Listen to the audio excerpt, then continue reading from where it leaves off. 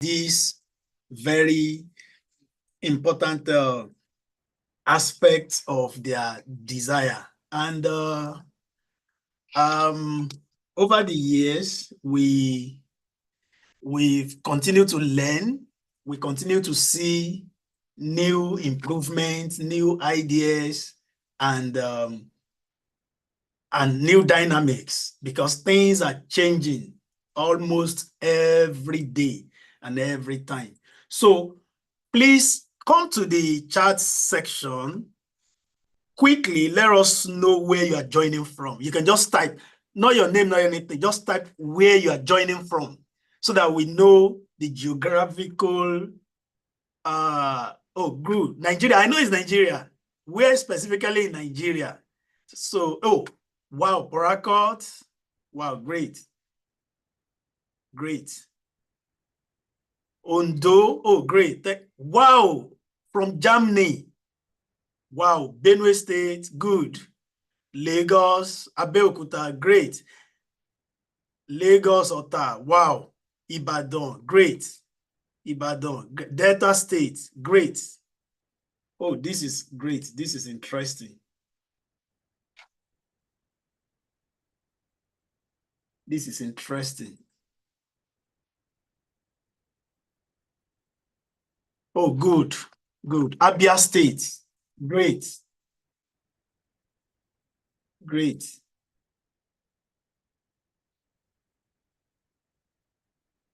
Good, good.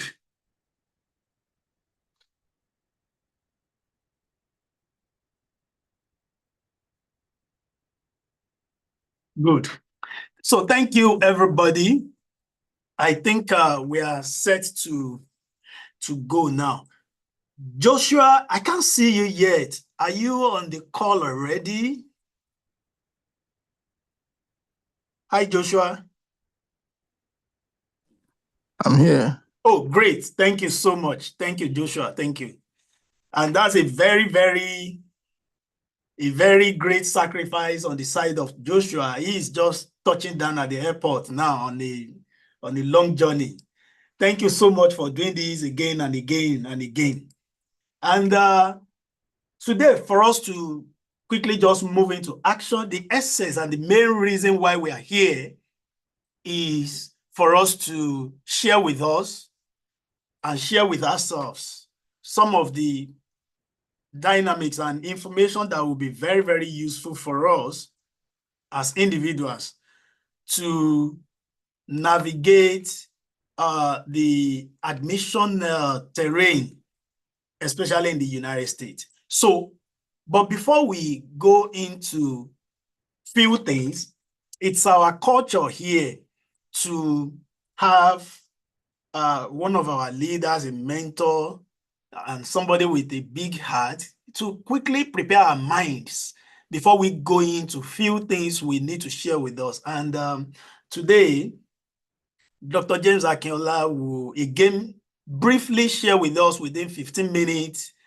And if it is more than that, he knows I'm going to stop him. I had told him yesterday because he has so much to tell us. And but I will just plead with him. You know, when a mentee will have to moderate for a mentor, it's always a difficult task. But I had pleaded with him so that we want to really get feedback from our audience today and see how they can ask practical questions on those stuff that will help them navigate. So he will share with us what it takes to be a global scholar in a changing world. He will share with us briefly. So Dr. Akinola, you have the floor. Thank you, sir. Okay, thank you for the privilege.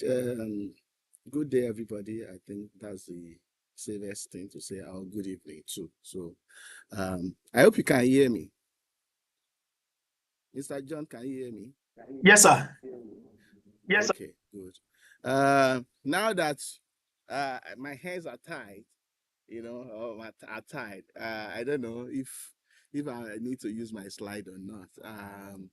Because the slide is not a 15-minute slide, but because the focus of today's You can use it. You can still okay. use it to, I know, but just help us manage the time, Okay. sir. Okay. So if today is mainly for people to be able to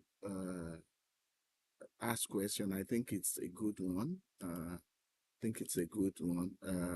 Let me just quickly share my slide and then see how far we can quickly go while trying not to uh, boycott the quality. So thank you everybody who has joined this webinar today. Um, so it's a pleasure to see you.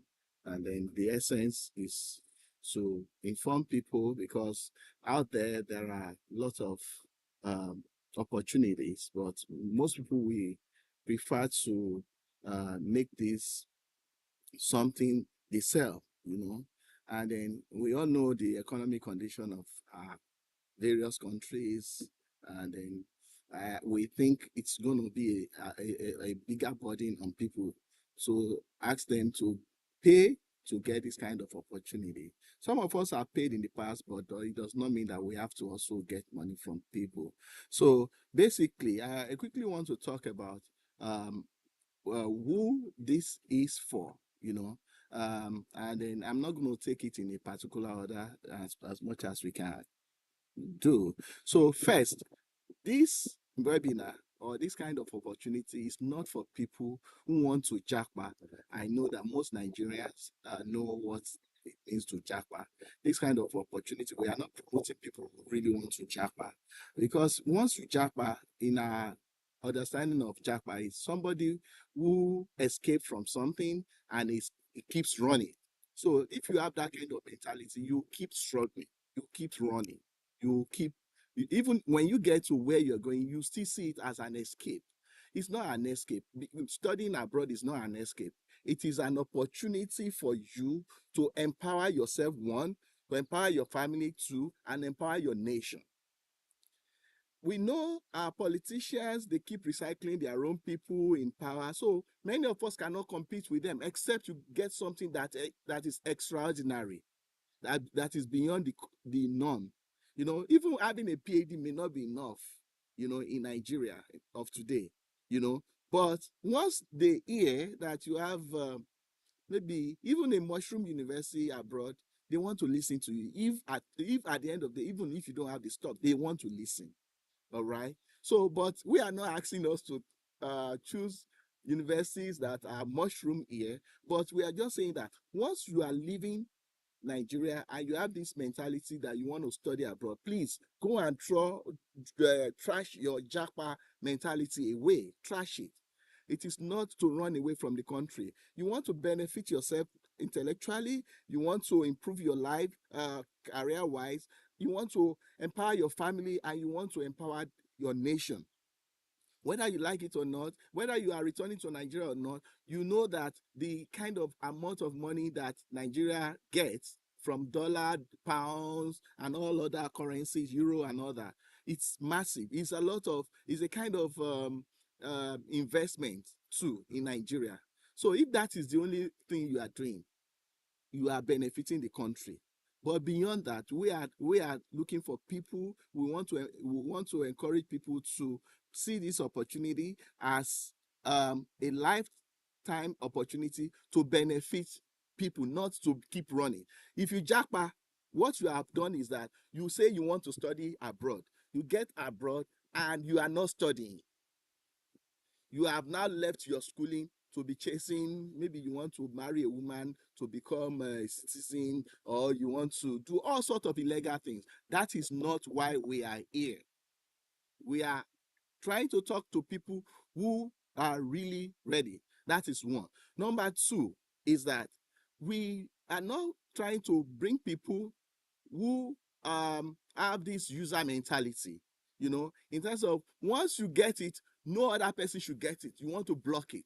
We know of the guy in the UK who went to say all sorts of things about Nigerian people and all that. That is not being a global scholar,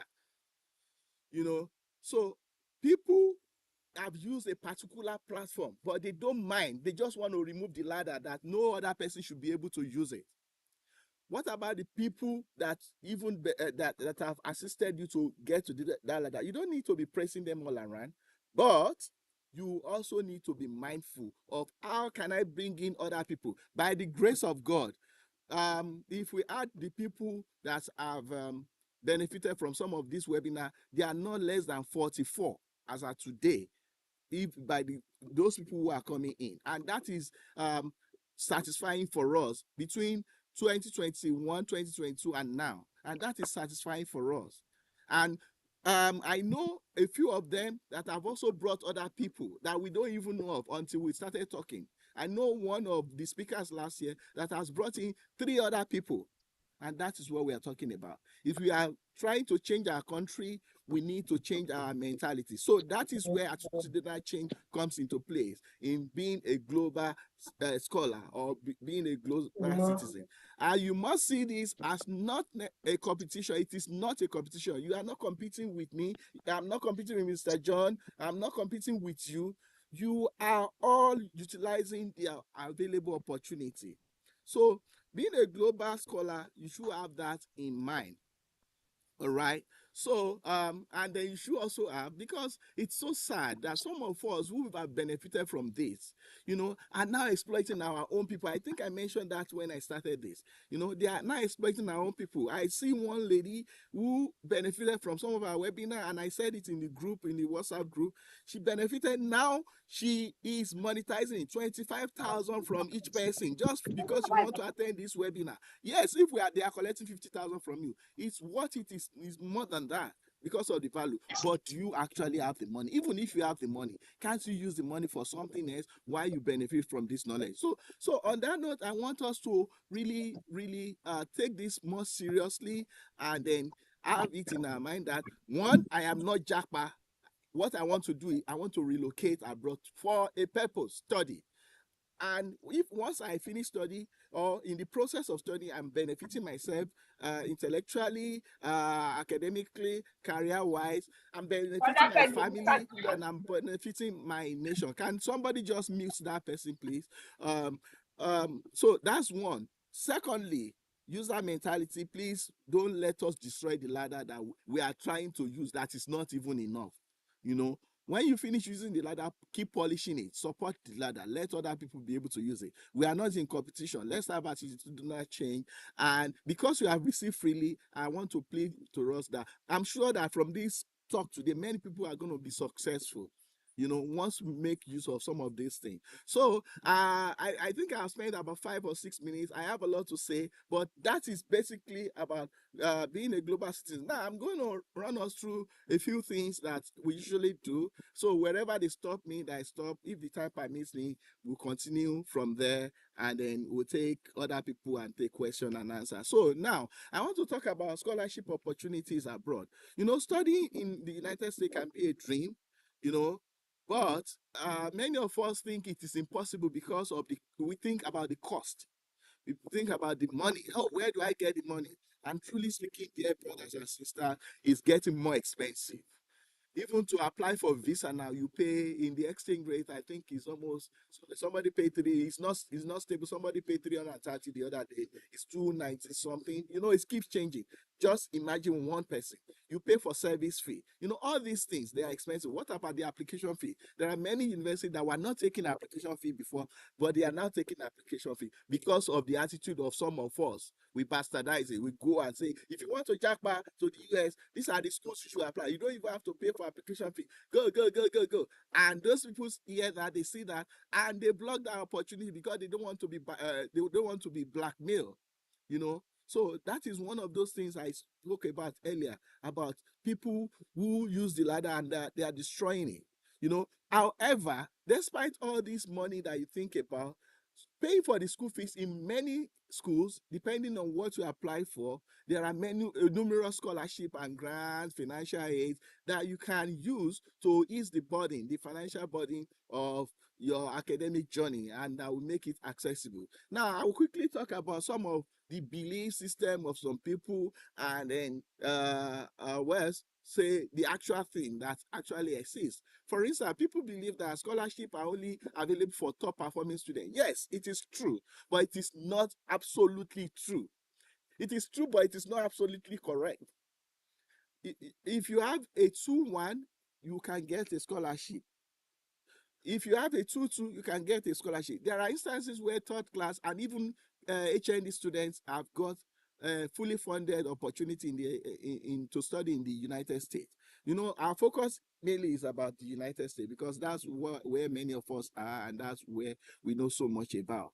All right. So truly, there are some merit-based one targeting high achieving students, but there are different things based on your talent, your background, your interests, and your accomplishment. So don't limit yourself. Another thing you should also know about this scholarship and financial aid is that some people say that it's a waste of time because I will not even succeed. No, that is not true. Of course, it is highly competitive, but there are many scholarship with more manageable application pools. So it depends on the kind of effort you put into it in terms of uh, opportunities that are available to you. So this is where many of us also get it wrong. Some of us are only waiting. Oh, please send me application, send me where I can apply for scholarship. No, don't wait for that. Go online, search schools in a particular state, or search top schools or schools in any state. Whether you use top or you don't use top, just search the name of universities. You will see a lot of them. Once you see the one that is offering your course, please reach out to them. You can send you when you check the page, you see the names of the graduate director, the graduate program director, or as they may call it in different schools. You know, so you will always see their email there because they are public officers. So you can send an email to them, ask about the program, and you even see some website, some university website, they will put what they offer. If they tell you that they support you, that you are supported, that is what we call scholarship in Nigeria and some other part.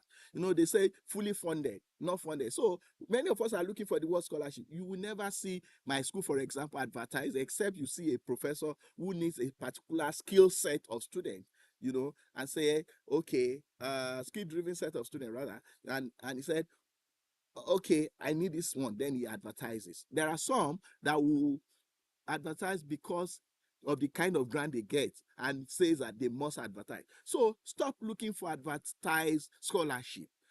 Get into action. Go into those university website and look at what they offer depending on your department. If you don't get enough information, email the graduate director. Those ones, they will always respond. It is their work to respond. Okay, now there is another one that you need to do is that, like I mentioned, you check up the university website and all these things, and then you can ask your network and all that. And some of us are now in different WhatsApp group that can help us to do all that. So there are different types of scholarship that my time will not allow us to talk about.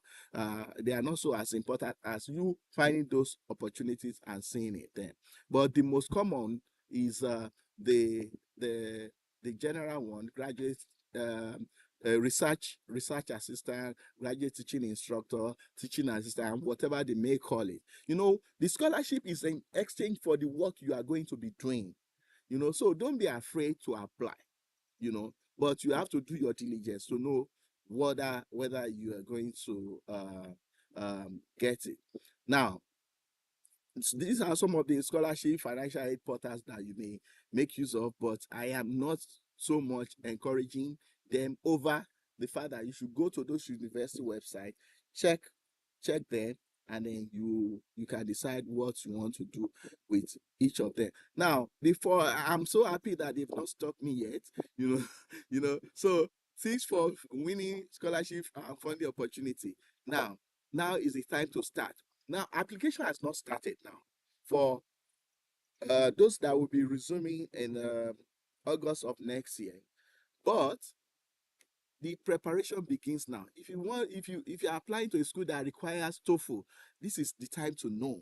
You know, if you are applying to a school that requires GRE, graduate record exam, this is the time to know and begin. So you want to go on those websites, check the eligibility criteria, apply for those ones that you believe meet you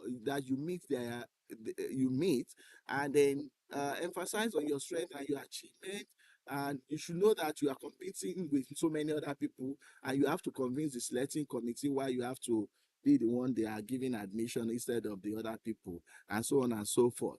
All right. So, like I said earlier, I said that you don't have to be a top student to gain admission to the US, but it is also important that once you also want to show that you maintain high grades, even if your previous performance is not as high as it is. Because in some schools, so for example, in my university, Michigan Tech University, they give you the opportunity, if you don't have a very high grade, they give you the opportunity to indirectly explain why you did not have a high grade. Because the way they coined the expression, you wouldn't know that was what they are asking. So, like your strength, something that you have done in the past, and something you have maybe that's a kind of weakness that you had. So you want to bring up those things, But now I also want to warn us that please don't try to apply to just a single school and say, God, I give it to you. There are some of us, even in the past, who have applied to just a school and they got it. When I applied, I think I applied to only 2. Yeah. I got it too, but it's this one I chose, So because I wasn't so deep into it. I didn't have this kind of information. So I just applied to 2 schools. I paid for one, I didn't pay for this one. The one I paid for, I didn't take it eventually. So and again, pay close attention to application requirements and ensure that all your documents are correctly submitted. Mr. John, how many minutes do I have? 1. So But you are even done. Okay, okay. So being a Conclude. global citizen, which is the essence, it requires a lot of preparation. It requires a lot of deliberate effort. It requires a lot of determination, and it requires also a lot of self-belief that you can make it. You deserve it. You can make it, and most importantly, it requires God.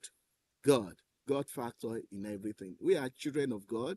I don't know about some others, but I am a child of God, and all that I have achieved today, it is through the help of God, and the support of human beings, here and there. So on that note, I want to thank you for listening. But I'm here. I think we still have a kind of a breakout room later on where we'll be able to answer personalized questions. So thank you for your attention. God bless you. Can we clap for Dr. Akinola, please? Your digital clap, great. Thank you. Thank you so much. That was a great one. And before we move to the next item, because we want to try and do everything very fast so that we get feedback from us, every year I always say this, and I will continue to say it. We are 39 on this call now, by what I can see. Please and please, brothers and sisters, be careful who you hate. Be careful who you dislike. Probably based on what people told you about them. The wisdom of God says that you've got to confirm everything very, very well and hold on to that which is good.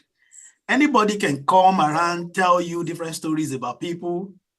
If you take it to head and take it to heart, you may be missing your access road to the breakthrough you are praying for.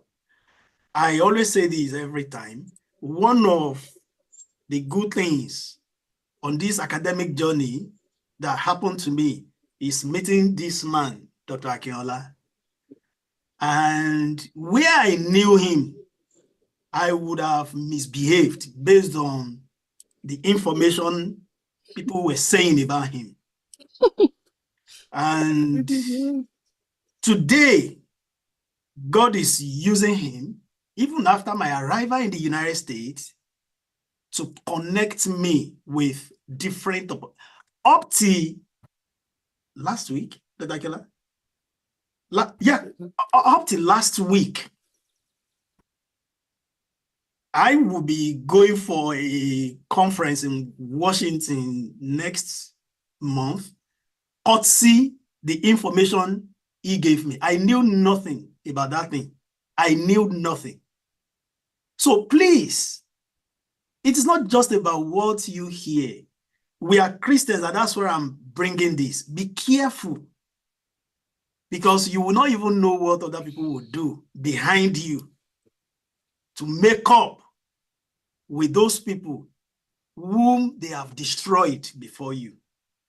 God can answer our prayers in diverse ways. And please, let's take to that. God will help us. Thank you so much, Dr. Akinola. That was a powerful one. And I just want to briefly, because the question will be, oh, studying abroad. How do I go about it, Gan? How? You know, it was so funny. The day Dr. Akinola got his admission, it was so funny. You know, he was to come to the United States before then. I was in the US in 2019, and he was to come in 2020. Yeah. And COVID came, lockdown everywhere. In fact, as at the time COVID was on, I thought he had been locked in the US. Then he said, no, you couldn't go. Why am I saying this? When this admission came, and he just came to my office, he said, Adebayo, come. And I went. And he told me to sit on his chair, which I did. There were some students there, and the students were disturbing, so I left. Again, he came to my office. He said, come. I asked you to sit on my computer. I said, yes, I sat on your chair. He said, didn't you read my email? I said, see, my area of research is ethics. I don't peep into what I am not given access to. Then he looked at me. He said, okay, read this email. Oh my goodness. When I read the email, I screamed. And I had to drive the students that were there. I drove them out. Guess what? It was an email of a fully funded PhD in the United States. The same information I've been looking for. And that was the genesis of my own breakthrough. Now, he knows me, he knew that my reaction to such a good news would be different. But he saw another reaction, and he knew that I didn't read the email. I was so happy, and that was how the journey started. Then he said, you too can do the same. I said, how? I knew this thing exists, but I didn't know how just to go about, how to get the information, how to do this. And that is how the journey started. So what you see today, that we're doing today, that was how the journey started. He was the first person, at least among our colleagues and elder brothers and senior colleagues in the university, that got it. You know, then I asked him, how do I go about this thing? So one thing I want you to know, that it's almost a journey of 1 year. It will take you almost a year between the time of your preparation, application, admission, visa, and your arrival in the United States. I hope we are following. Now, yes, sir. Oh, good. It will take almost 1 year. Then he told me, I remember that day he told me, okay, this is what you need to do this is where to start. I said, my goodness. That same day, I sent emails to about 4 professors that day. It was on a Friday, I guess, and by Monday, I went to show him. He said, Mr. John, he said, I have no doubt you are going to the United States next year. So he's one man that believes so much in me, even when I didn't believe in myself. So how do we go about it? Can you all see my slide, please? Okay. This may not be a comprehensive step-by-step, but there are just certain things you need to know. How to start your graduate school application as an international student. Now, I will recommend, and he mentioned it, as we are all here now today. Oh, somebody is raising up his or her hand. How come? Etido Etefia. It may be a mistake. Peter Offo, is it questions?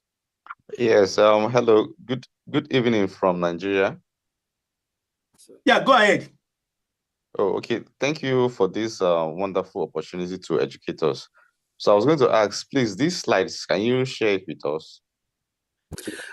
We are recording this on Yeah. YouTube. They will release the link to you towards the end of the program, so you can access everything again. Okay, thank you. Yeah, thank you. You can put down your hand, please. Etido, I'm sorry if I didn't pronounce that name correctly. Maybe he forgot. Let me help him to raise down his hand so that he won't be paining it. Thank you. Then I can see some of us here. You are not using your name. This is a professional, an academic activity. Please kindly just change Galaxy, Covey, Infinix S5 Lite, Infinix Smart, and all those stuff. Please just Techno, POP5, Zoom. And how to do that? Just click on participant. Yeah. If you see participants on your screen, you will see all the participants. Click on your own name, and then you will see the 3 dots. Yeah. And that 3 dots, when you click it, will show you rename, so you can rename your stuff there. Yeah. Thank you. Thank you. So the reason why we are exactly 38 participants right now, and now imagine if all of us will move into action, do what we need to do, pursue this thing, even if our first point of call will be our immediate families, say our siblings, we are reproducing generational change. So it is not enough for us to hear all this. Please, let's move to action and do what we are sharing with us. So the first thing I will always recommend is your own area of interest. You've got to identify it. What is my area? If, for instance, I read library and information studies or information science in Nigeria, if you want to go for your your master's or your PhD, especially PhD, it is no longer a general thing. In fact, you are specializing in a specific thing. So you have to pinpoint your academic career goal. What do I want to do? What is it that I have passion for? That will deliver, that will direct you to know how to identify your interest. Because in the United States, see, academic work in the United States is different from our multipurpose in Nigeria. If a professor tells you, this is what I do, that is probably what he or she will do for the rest of his or her life. And when you bring in another dimension, the person will tell you, oh, I'm not a specialist in that. I am not an authority. So, because there is a way all these things connect with what our other panelists will share with you by the time you are writing your SOP, your writing sample and other things. So identify your interest. Now, yesterday we were discussing this with Dr. Kiola about evaluating or ranking universities. All universities in the United States are good. I tell you, even community colleges, what we call, I don't even know what we can use to represent community college in Nigerian context. Because what they call community colleges, if you get there, the kind of facilities that you will see there, they are superb. So, but ranking is in this way. It's just like in Nigeria, when we say University of Ibadan, or I don't want to mention any university, not to look down on any university, but we know that even in Nigeria, there are some results. If you have that result in JAMB, you can't enter UI. If you score less than 200, you just know it. You cannot enter UI.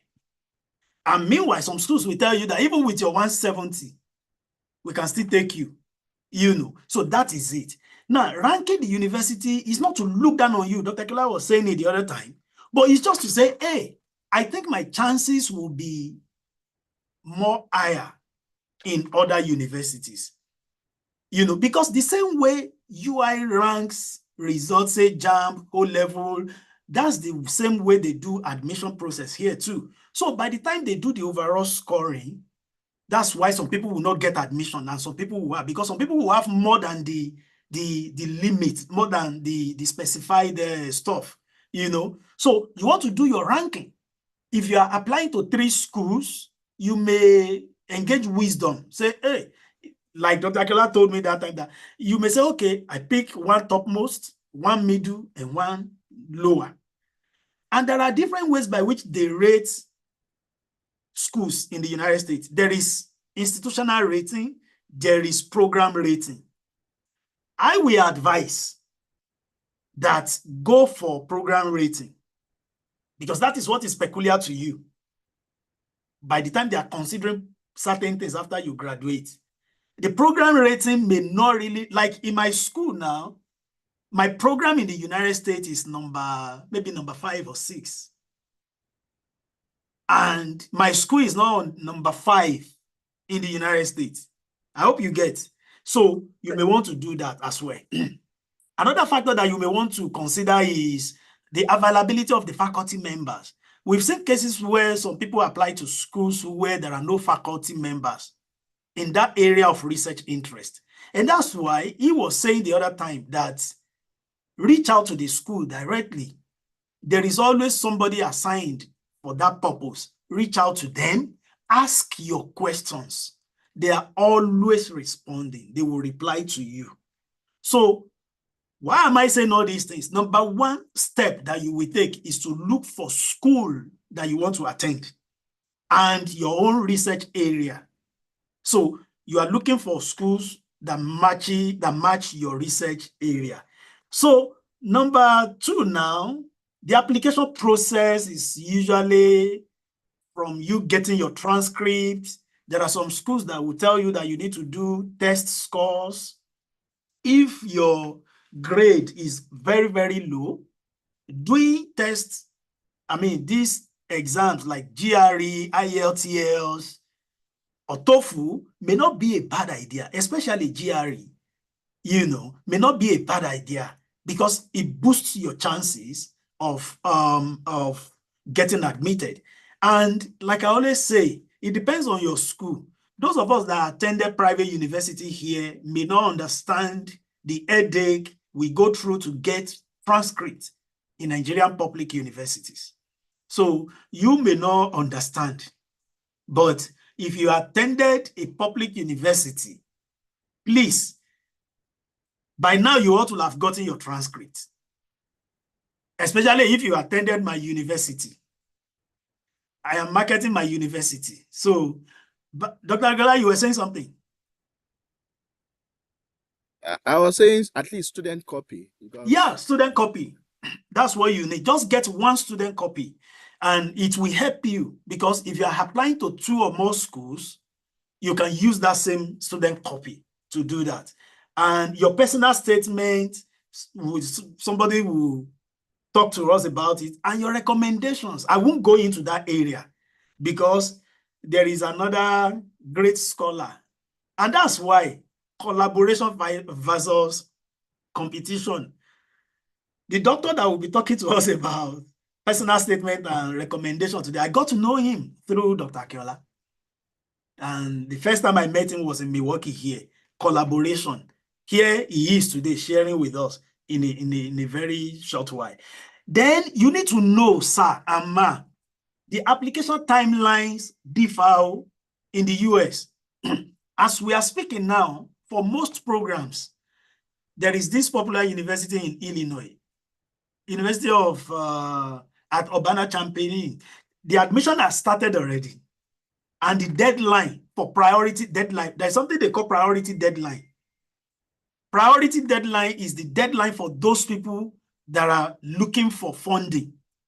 The priority deadline in that school will be probably like either September or October. I tell you. So you want to be sure of the timelines, the deadlines in that school that you are applying to. Application deadline is not the same thing as priority deadline. Priority deadline is for funding. That means if you do not submit your application on that date, you won't be considered for funding. no matter how much you pray, is gone. Otilo. You see, Oyibo people, their life is quite different. Even the Christian among them, they don't joke with the principles that they have set. And nothing will change it. And that's why we're sharing it. So you want to be sure of the priority, of the timelines, the deadlines, please. And let me also, okay, I've talked about the language. And you see, again, about impact. Somebody rose up in these United States and started advocating to universities that Nigeria must be exempted from people that will be writing TOEFL, IELTS, and the likes. That if Ghana could be exempted, then Nigeria too is an English-speaking country. And I tell you, except otherwise stated, many universities do not require language proficiency tests any longer, especially from Nigerians. Now, so, but if you still feel like you want to do that, say IELTS or something, well, you may do it to boost your chance. But in most schools, all you need to do is to get your letter of English proficiency from your university. And that would be okay. So I have talked about your academic transcript and credential evaluation. Yeah, maybe later Dr. Akela will have to talk about this because some schools may ask that you evaluate your credentials. And that is where WES, they call it WES, W-E-S, comes to play a major role. If you have a question about that, you can ask later. But usually, your transcript, once it is written in English, should be okay. Another thing that you will need on this journey is recommendation letters. And Dr. Adegbero will be doing justice to that. You know something? Last time when I was doing admission and Dr. Aguilar just told me, send me your recommendation letter, and I did. He said, you will never get admission. And he sent me a sample. Like, when I read the one he sent to me, I said to him, if I were on the panel to make admission decision, I will not give myself admission because of what I wrote and what you sent to me. And these are some of the secrets. You know why? On this journey, the people that want to spend thousands of dollars on you every year, my funding is nothing less than, my funding is around 45,000 USD every year, including my tuition and my graduate TA offer. More than 42,000. Where will I get such a money? You know, so they want to know, they don't know you, they have never seen you. This is the connection between these three documents. Your CV tells us you are the one saying, this is who I am. And that's why Joshua will be talking to us about that in a very short while. Who are you? It is what you call yourself that we will see on your CV. The next one will be your personal statement. This is what I have want to do, which must have a connection with your CV. The third thing is your transcript, which is an academic testament of where you are coming from and what you have attained academically. And the last one, brother and sister, is the recommendation letter. The recommendation letters is another colleague of theirs that they have never seen, testifying to what you have said in your other document. So it carries a lot of weight, and you don't want to joke with it. Who write it for you, what they say about you, how they say it, it matters a lot. So the personal statement is another thing that you will need on this journey. And I will want to stop here and say, okay, let me conclude with this. Your application submission, please organize your materials very well. In the United States here, we are learning another lessons, immigration-wise. Our chief consultant is here too. That how lack of proper organization of documents can make people to spend days, if not months, Dr. Akela, on a spot. on different immigration process. The same thing with admission. You may have good document. Please, if they tell you, name your file in a particular pattern, please name it. Oh. If they tell you, this is what you should do, please do it. You know why? They are checklists. As those, you can imagine how many people are applying to different universities all over the world.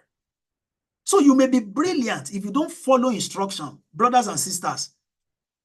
You see, these are unbelievers, know these things we're talking about, and they follow it very well. So if they tell you, this is what you should do, please do.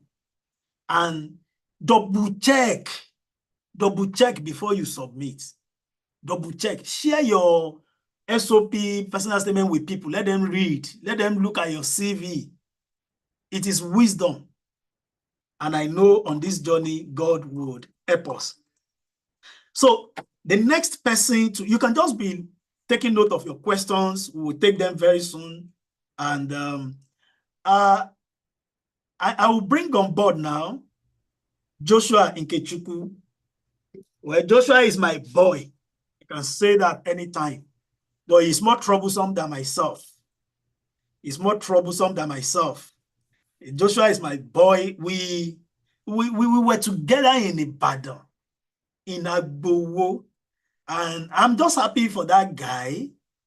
Each time I saw him and the exploit he's making in the United States, I am just happy. Maybe before I bring Joshua on board, if your idea of coming to the United States is to come and make money overnight, please stay in Nigeria. Please stay in Nigeria. You'll make it better in Nigeria, honestly. Yeah.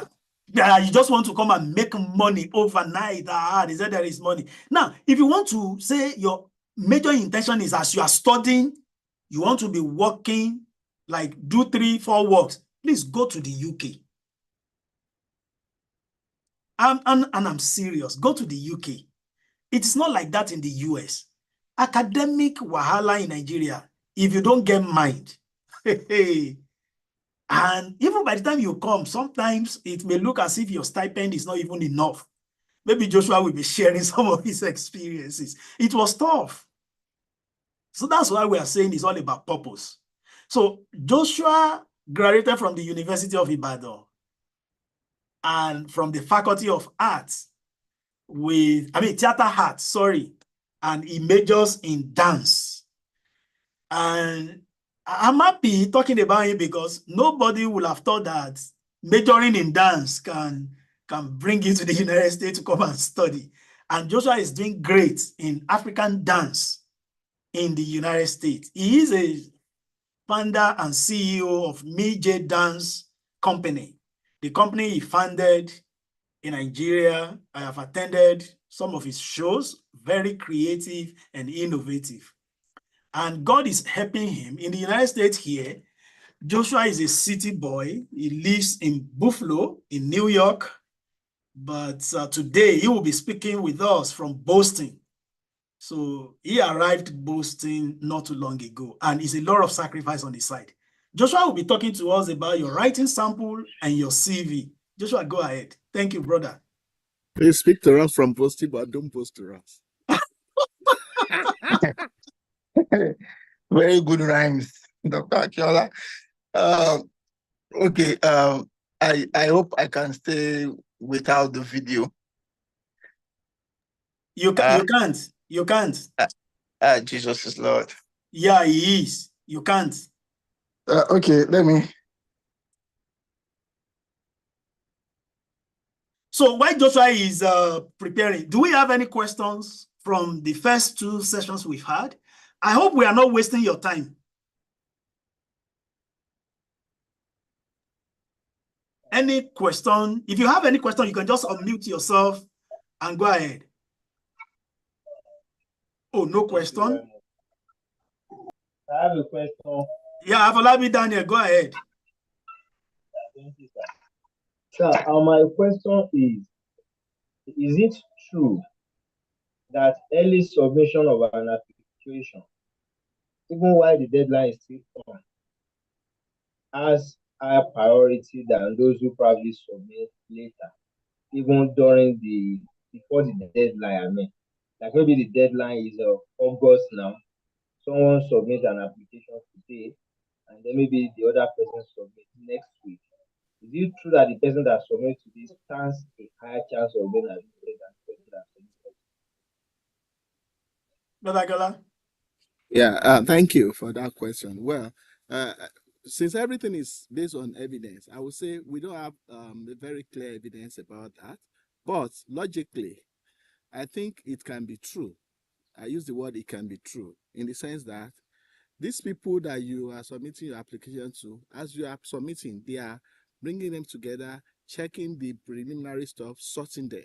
So sometimes when you submit, they probably glance through your application and they get interest and they mark it, something to look at, and until the time they have their meeting to look at them together. But in my department, I am aware because I have worked with my department a section that does application before, so I know that they take the application in batches. So if you submit early, all right, you can go with the first batch. And if they want to, for example, this year they have only 11 people. When we came in, they had only me first.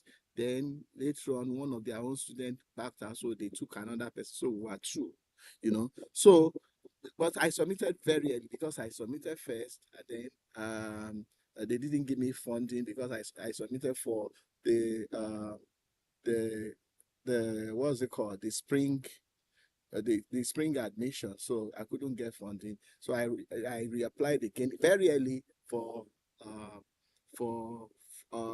fall, and then my admission came very early. So my colleague that they both gave admission, when we were talking, his own admission did not come until around March, April, even May, towards the end of May. That was when he got to admission. But because so that would be a kind of evidence that okay, I submitted early and got my admission early, and then so that might be considered later. So what is if I don't have anything that is delaying me from submitting? I will submit my admission early so that I can be considered before they start paying attention on some other people. Because first impression, like we know, lasts longer. So if they see your application, it might even be a standard for others. So I think it might be true, but it may not also be true. And it may also depend on the schools. But whether it's true or not, I encourage you to submit your admission early. Okay. Thank you, Dr. Akeola. I think we got a notice that, Dr. Akeola, maybe you try and check the volume from your hand. Please, can everybody hear us very clearly, please? Oh, yes, we can hear you. I can hear you. Oh, good. Did you hear me clearly? Yes, we can hear you. Okay, thank you. I can hear you. Okay, thank you. Hello, did you hear me clearly? Yeah. Yes, we did. Maybe you should turn on the volume of your set, whether your phone or whatever you are using. I think I'm outside and I'm shouting enough. Okay. So Joshua. Uncle John, you are muted. Okay. Yeah, this is me. I can't even hear anybody again. Good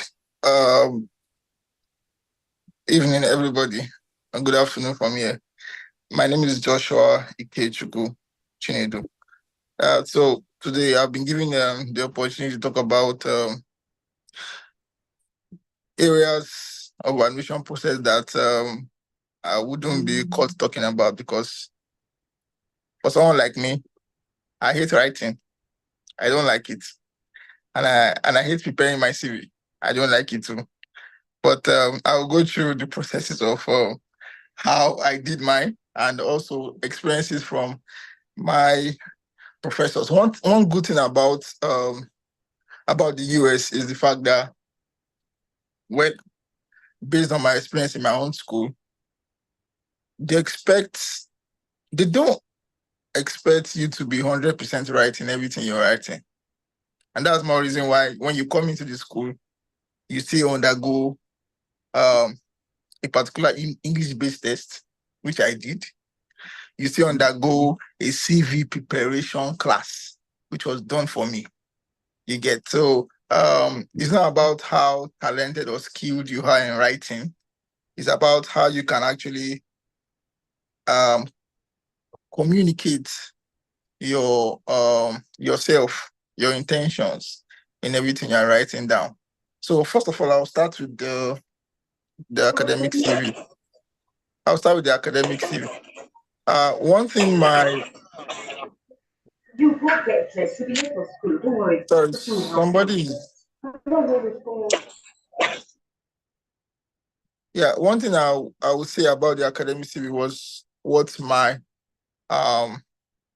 favorite professor told me here in Buffalo.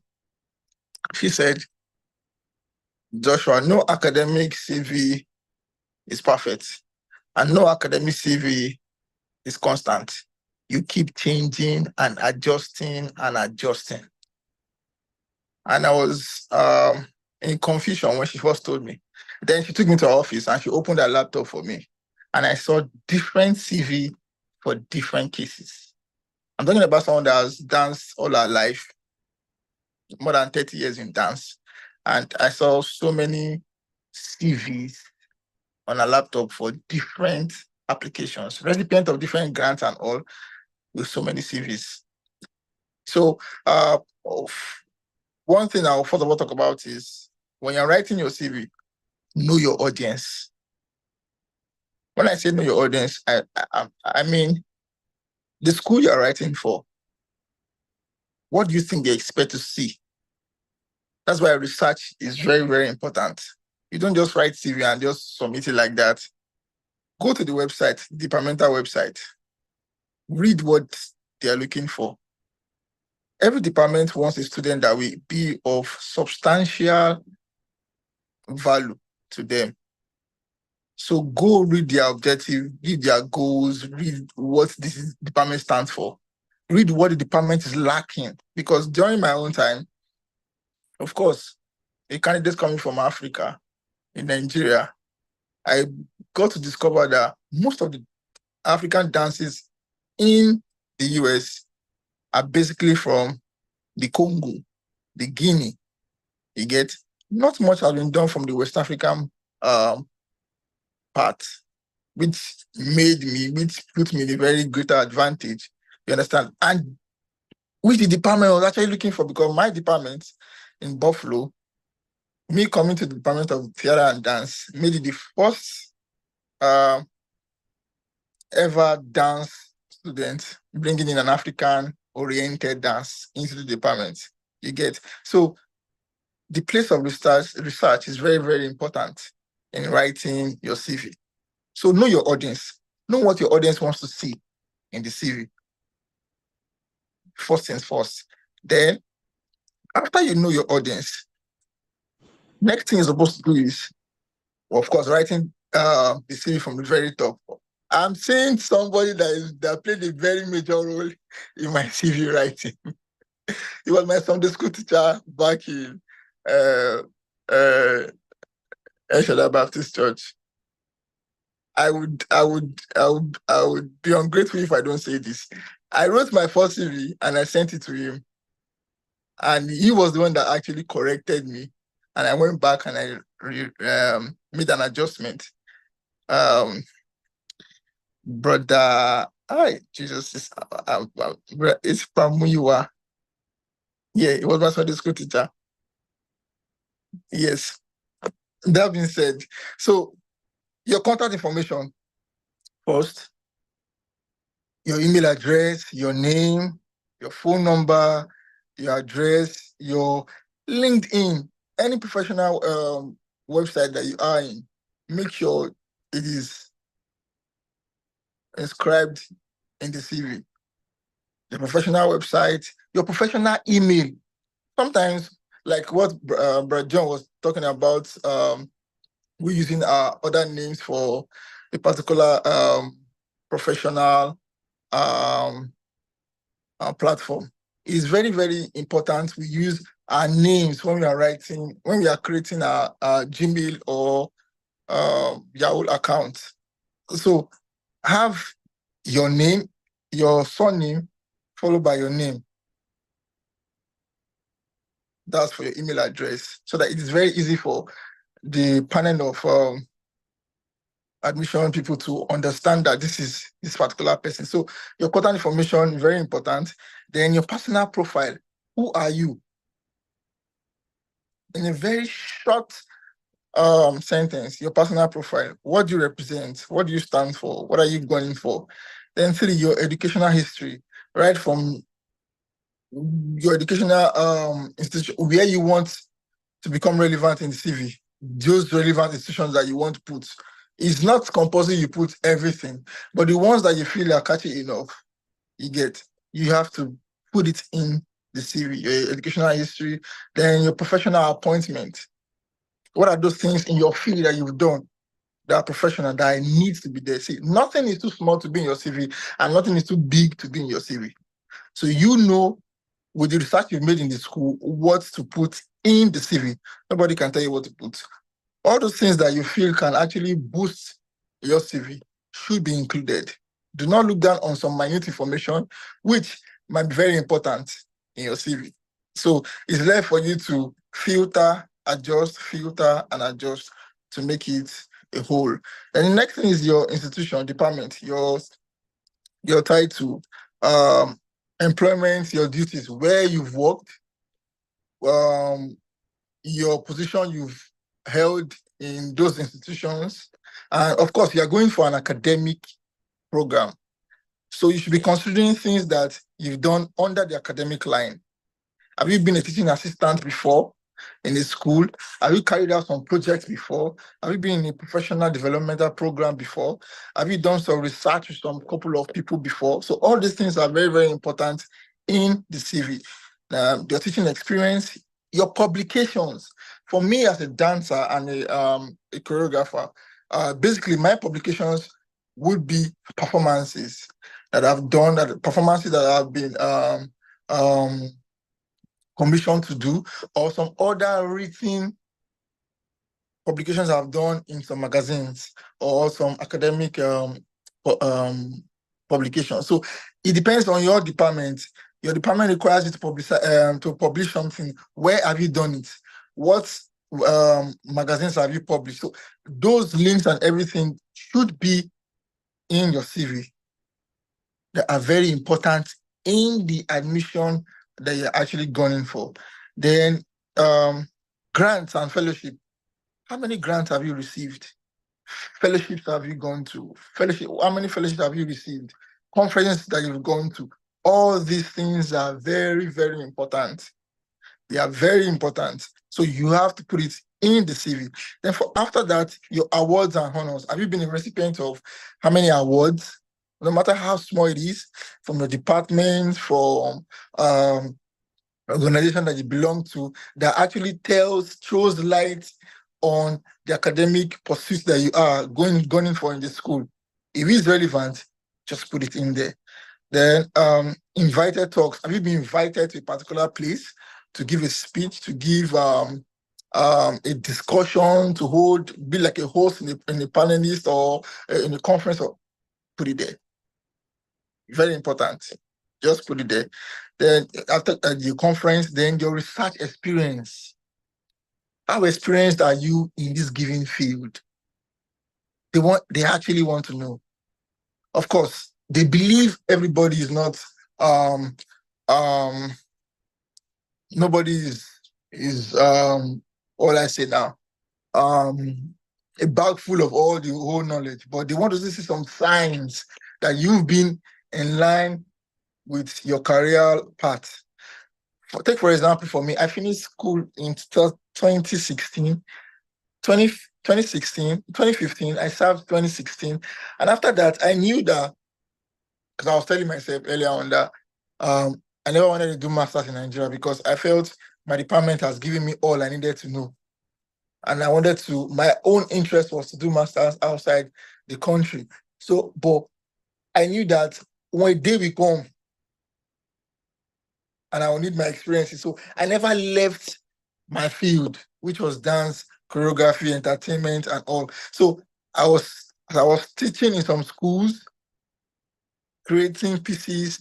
I was also creating my own pieces in the University of Ibadan, theater department, staging my shows and all. And all these steps, little steps I was making was in line with the common goal. If I was going to apply for a master's or a PhD program outside the country. So anything you're doing now should be a pointer to the fact that, okay, there's a particular place I'm going to. If you want to go for a PhD program, so what are the steps you are putting in line? In case there's a need for you to write your CV, these things are very, very important to list it out in your CV so that I can actually beef up your application.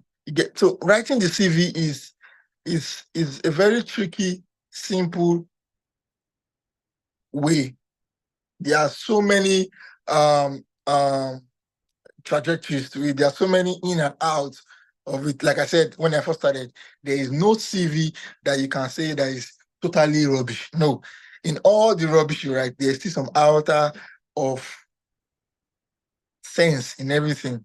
When I was doing my own, I was very new to writing a CV. Like I said, it was my Sunday school teacher in El Shaddai Baptist Church that actually proofread my CV, made the adjustment for me, turned it back to me. I added a little that I could add before I then submitted it. So we have to keep adjusting it, keep writing it, keep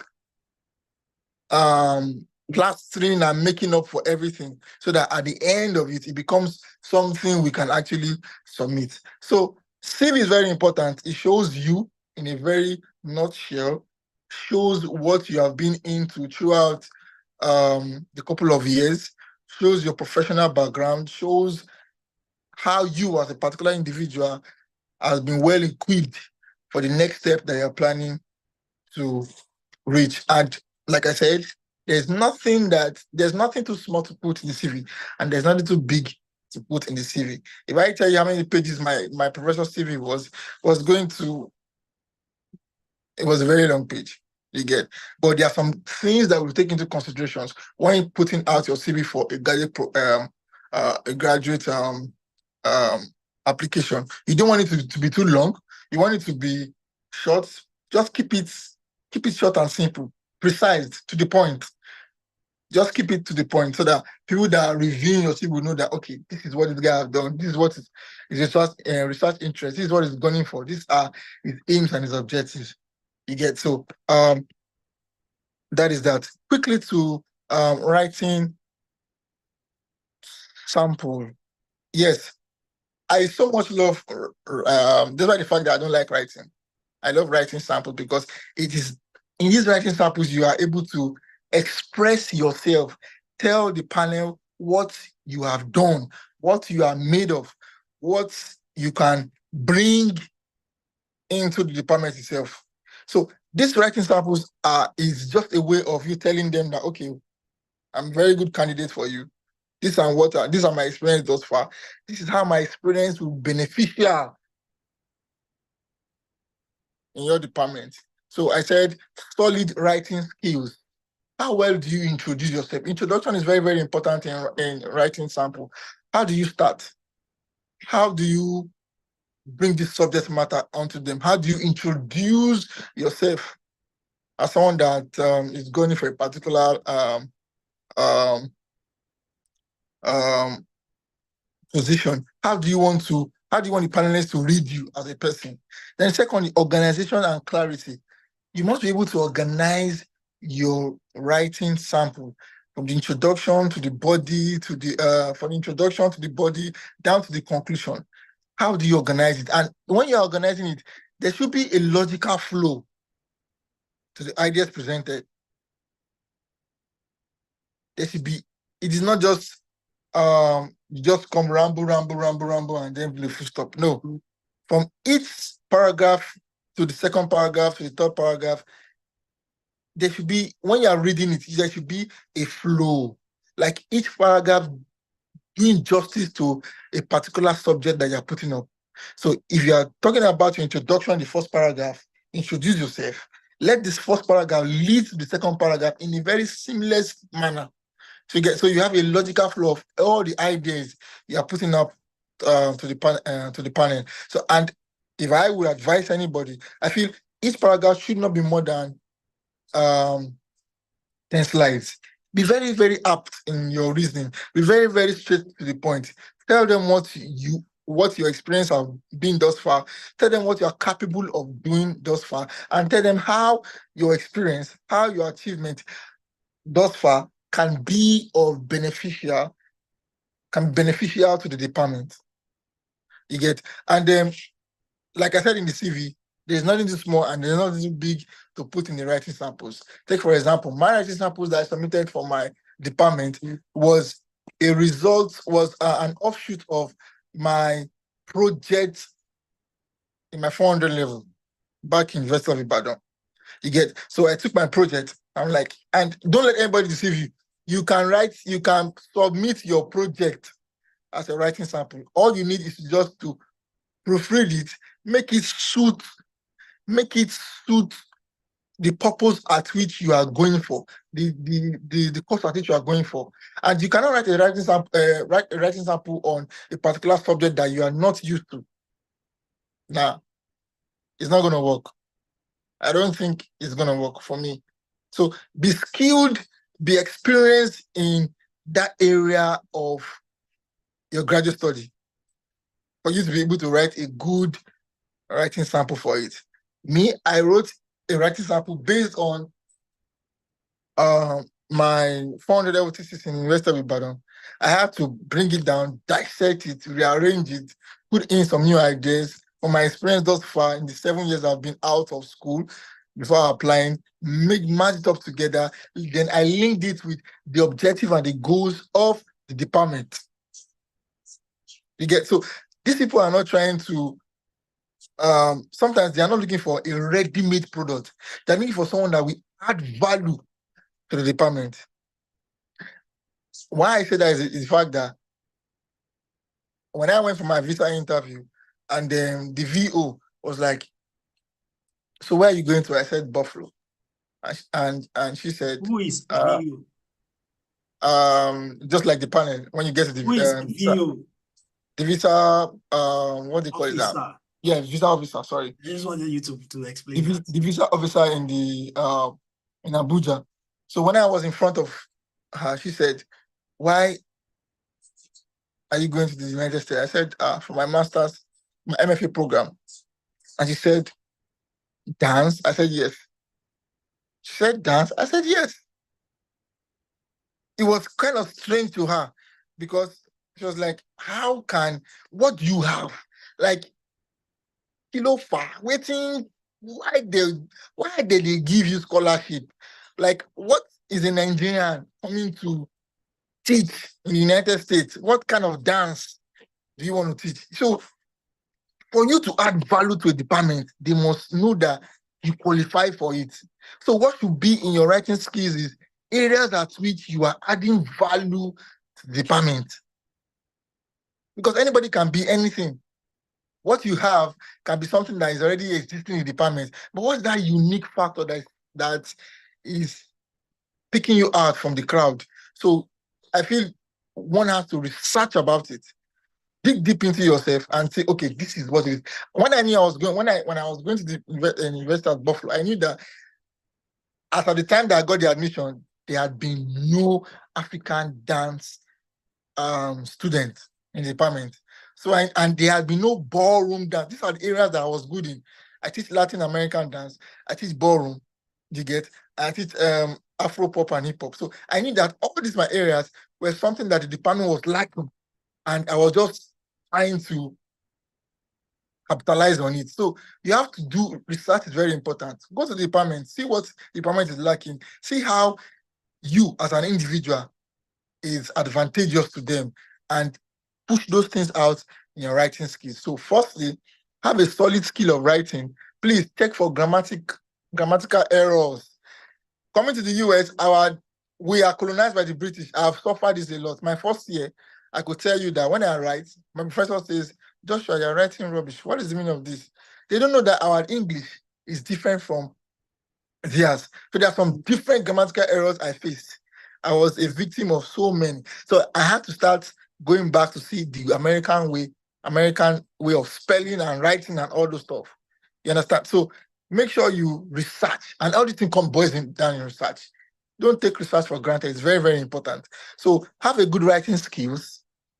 Your introduction should be great. Organize it and make it clear. Let it be very, very easy to read and simulate. Then critical thinking. How do you channel? How do you connect the dots in this writing sample? How do you connect it? So you should be able to connect it so that anybody that's reading it should understand that, okay, this is where this guy is coming from. This is where this dude is coming from. This is what he's coming to do. This is what he's coming to. This is the value he's coming to put in the school. And the last thing that most of Nigerians, we don't take into consideration is consistent citation and referencing. It is very, very important, my brothers and sisters. In the US, citation is very important. Referencing is very important. In my school, is a research institute. And once you make a statement and it's not backed with reference or fact, you're in for trouble. This is what I've understood over time. So if you are making a statement and you know it from someone that the statement is from, you must cite it. Be consistent in your citation. Be consistent in your references. So once you can get all these things done, I feel we are good and up and running. So as a point of recapitulation, solid writing skills, build your writing skills. Now, one thing I understand is that nobody can write this thing for you. Yeah. Nobody can. It's not possible. The earlier you start developing it, the better. Nobody can write it for you. They can only proofread. But the main idea has to come from, I wonder how people do it. For me, it has never worked, and it will never work. I don't even pay to work for me because I want to write everything myself. Yeah. You get solid writing skills, organize it, make it clear, straight to the point, clearly to understand, identify. Then critical thinking, connect your dots very well. Be very, very good and able to connect all the dots from the first paragraph, second paragraph, connect the dots very well. Then consistent citation. Please, please, and please reference, do the citations, and I guess we'll be up and running. So that is that on my end. EV and writing sample. So I'll be there to answer any question, and maybe I might not be available to answer it because I'm going out to perform. I'm sorry. I know. My performance is in the next 1 hour. In the next 3 hours, I need to prepare. But I have August there, Dr. Akinola, and they will do justice to any question that is coming. Thank you once again. This is my third time being on the webinar, and I'm so grateful to share my little knowledge that I've gained thus far. It's my prayer that everybody comes and experience a good working system, a good educational system. I keep on saying it is different. The gap is too long. I'm not trying to diminish anything, but the gap is too long. When you can read and understand in a very good environment, how much more? We read with candles in Nigeria. How much more coming here to read with constant light and all facilities available? It's my prayer that everybody comes crossover and, like what Dr. Akinola said, come and study and not to just jackpot and start study and see the difference. That's my prayer for everybody. Once again, my name is Joshua Ikechukwu. And if you cannot remember my name, just remember that I'm the dancer from Buffalo. Thank you. Thank you, Joshua. Let's clap for Joshua, please. Our digital claps, and yeah, that was a great one. That was a very, very good one. And yeah, thank you, Joshua. Thank you so much. And this is just one of the commitments that we just feel like putting together. And there is another person that's supposed to join us today. He was one of our excuse me, he was one of our panelists last year, but because of the nature of his study, I couldn't reach out to him on time to book these appointments, and that's Isaac. I know some of us know him. So Isaac resumed also last year. And the good thing is, within 1 year of being in the United States, God has helped him too. Dr. Ayola was sharing the other time. Isaac has been able to also duplicate himself. And 3 people are resuming at different universities from next week. And that's what we have in mind. That's what we have in mind. It's a very big community to where everybody can thrive. So that's why we are doing this. And the last presenter today is, he will be talking to us about another aspect of application in the United States, which is very, very important, If anybody is afraid of writing sample that Joshua was talking about, don't be afraid. At least everybody wrote final projects. Everybody wrote final projects in whether undergraduate, whether masters. Now, another terrible thing in contracting your work to people, whether undergraduate, whether masters, this is one of the areas where the secret is usually leaked out.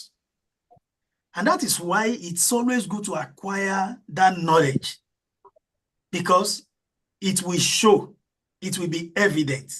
So all we need to do, as far as writing sample is concerned, is if you have published any paper, you can use it. If from your first degree, especially if somebody is coming for a PhD, then you must be able to extract something from your master's project, you know. So writing samples should not be a problem. If you are coming for master's, then you wrote a project, you did a final project, you can extract. But look at what Joshua was saying. Because you cannot submit the entire project, your writing sample, like if I'm correct, max will be between 10 to 12 pages. And in some schools, they will tell you, in fact, in most schools in the United States, their line spacing is usually double line spacing. So if they're asking you 10 pages or 10, 12, max 15 pages of double line spacing, including references, so you know that you don't have, you will struggle a lot, you will do a lot to compress it and pick the important ones. So when you are making your selection, that's what Joshua was saying, that there must be cohesion in whatever you are putting together so that it will make meaning. I remember how myself and Dr. Ayola had to work on one writing sample, December last year. And at the point, I just told him, I said, Dr. Ayola, pick it up from there. You know. So it can be a lot of work. And I would just encourage that all of us begin to walk along that line now. Yeah. So there are some people raising their hands for questions. Yes, I just want let them just note the question, sir, so that Dr. Adegbero, so that we have enough time to take questions and answers. And if anybody wants to leave, thereafter, they can leave. But I don't want anybody to miss the aspect of, so sorry, those people raising up their hands, we soon take you now. Dr. Adegbero will also talk for max of 15 minutes now to talk to us about our statement of purpose and recommendation letters. So Dr. Adegbero is one man that I got to know him through Dr. Akeola. Dr. Adegbero looks so gentle, but he's not a gentle person. He's a troublesome scholar too. At least we've been together and I know he's not a gentle person.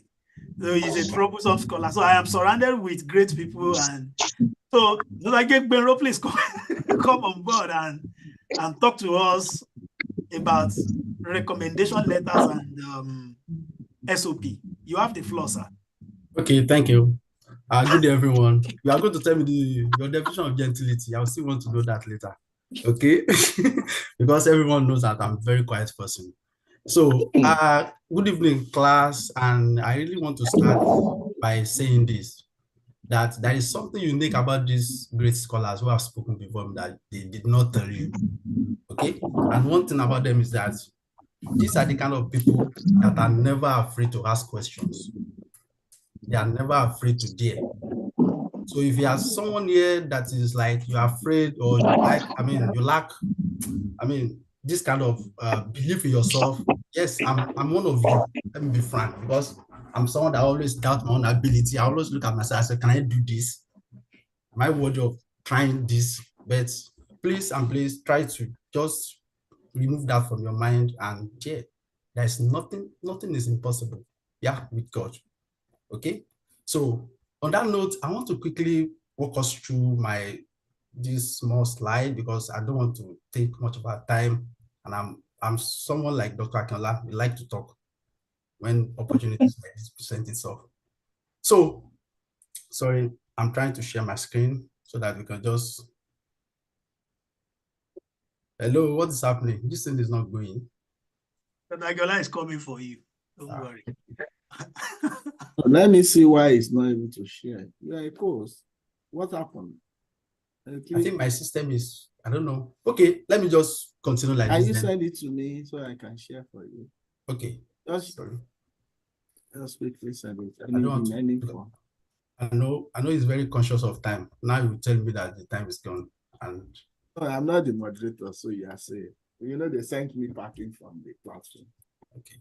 And I'm here just drinking my water. Okay, while we are doing that, let's take questions then. Now, Titi, you sent a question the other time. Can you go ahead and ask your question?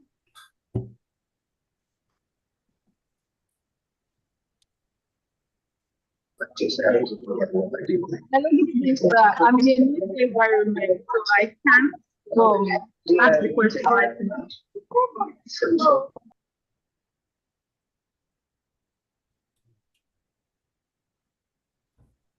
Titi, you are muted.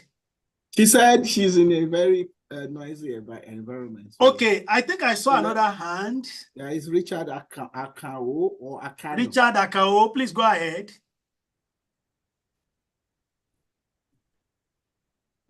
Richard Akano. I think it should be Akano, not Akano. Okay, Richard Akao.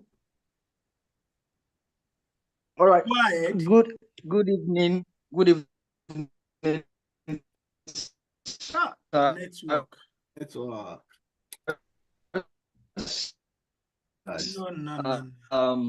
Good evening, Sammy. Richard Akao, please, you can just try again. Your I think it's better now. Okay. All right, sirs. Good evening, sirs. Good evening, everyone. Well, first and foremost, I want to thank you for putting together this great webinar. It has been enlightening so far. A special greetings to Dr. Akinola and Dr. Adigbenro. I think I know them personally, but I'm not sure they know me. I want to ask about two questions based on what have been discussed so far. Can you please, okay, when you are done, you please put your video. So I want to see this first. When you are done, so that it doesn't affect your quality. So go on. All right. So you talked about institutional rating and then program rating. For me, I think that is a very, very important point. And I don't seem to get a full grasp of that. I don't know, maybe subsequently you might want to just give another brief explanation on how to go about that.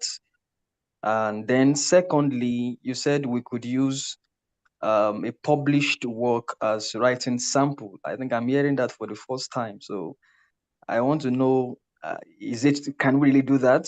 I mean, use a work you have published for as a writing sample.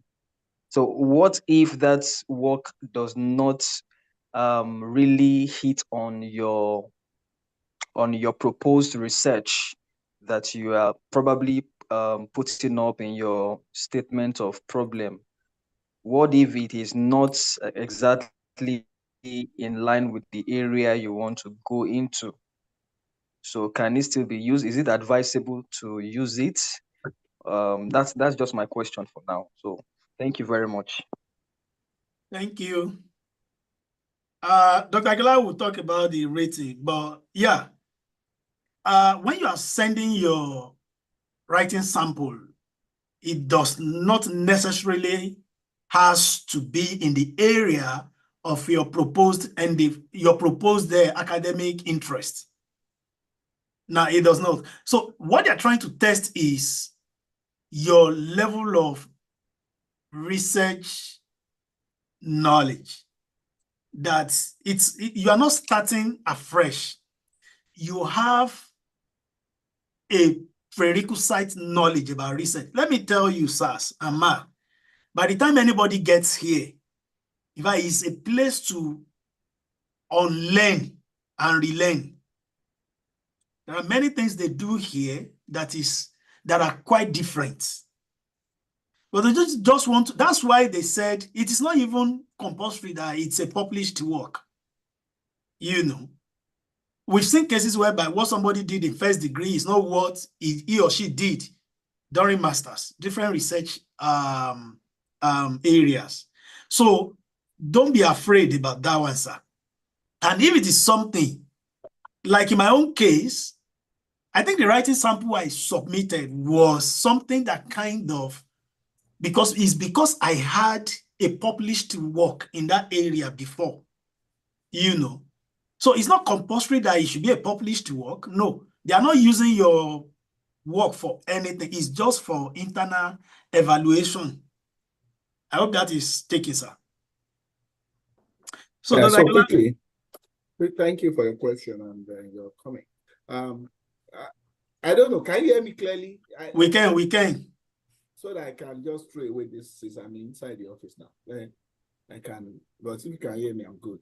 So, regarding the university rating and then the program rating, we'll come back to that. But let me quickly say something about writing sample. We have read a situation of a student whose writing sample made them revoke his funding, and then I think the person was sent away from the university. I think Marquette or something. What the person did was that the person just went online, copied somebody's published work, and they use it as the writing. No, it was SOP. Was it SOP? I think I've seen one. It was SOP. The one in Marquette University. That was a case of writing sample. Oh. Yeah. So the person just used another person's writing, published work, and then use it. You know, that one is clear plagiarism. But you are saying write sample. This is what I have written before. This is what I am doing presently or before. You know, it is your own, so it is okay. Although you don't write, let's say you are going for a course in IT, and you have done a course in, you have done a writing in religious study. In respect of the fact that, okay, it doesn't have to be the same, it doesn't have to align with where you are going to. You know, their methodologies are quite different. You don't want to do that. If, for example, I'm going for computer science and I've written something on, let's say, data analytics, you know, they are similar, but they are not exactly the same. I think what Dr. John was saying is that you don't necessarily say, okay, this is the research I want to do, and this is my right sample. You don't even know what research you are going to do in the first place. You know, when you go and ask most people that are here, very few people that are those who have what they want to do from day one, and they are able to do what they want to do. You keep changing as you get exposed to courseworks, you know, so you keep changing your mindset, you keep changing until you then get to do what you actually want to do. So your writing sample is not necessarily, this is what I want to do. It is to test, is this person trainable? Does this person have something to train? You know, they are not going to teach you, forget it. In the United States, just like most of us who did masters in Nigeria, especially you are not going to be taught like that, you know, but you are going to be, what you know is going to be facilitated, you know, so that you know more, and in a new way, you know. This may be different from what we used to do in Nigeria, because you do assignment every week, you do writing every week and all those things. But if you don't have a writing sample, and you cannot have a writing sample, you will struggle to do that. And that is one of the reasons I think that they ask for writing sample. Can this person cope with all the every week assignment that they give you? In most universities in the US, you don't do study, then come and do 3 hours exam. No, you do every week. It's the actual continuous assessment. Every week, you want to give a feedback. You want to do presentation. So it's rigorous. So when people say they don't have time, you really know what they are going through. When you have like 3, 4, 5 courses out there, you have to read and give feedback in your class every week, give writing, So, but if you don't have the ability to do your writing sample, you may not be able to cope with that. And I think that is why it's important. Now, back to Dr. Akinola, wait, sorry, 1 minute. Once in 30 seconds, probably. Somebody asked from the comments section that, can we use a co-authored article as a writing sample? I will not encourage that, because it's not yours. We don't know which parts you contribution, your level of contribution and involvement. So we will not encourage that. If you are the sole author, you can use it. But if it's co-authored, you cannot claim it's your own writing. There are many people who did not contribute a letter. So they just put their name there. So you don't want to give that impression. As much as they encourage collaboration, you don't want to start with that kind of a thing. So I would say a capital no. Personal opinion. All right. People might say, I've done that in the past and it's worked. Maybe you are not caught, but if they know, you can be in trouble for it. So for the university ranking, people bother themselves about the university ranking. Hey, Harvard University, Purdue University, and all this. It must be the top 10 university in the world. I know a friend here who was changing university and going to a new university. He quotes that the other university is highly ranked than this one.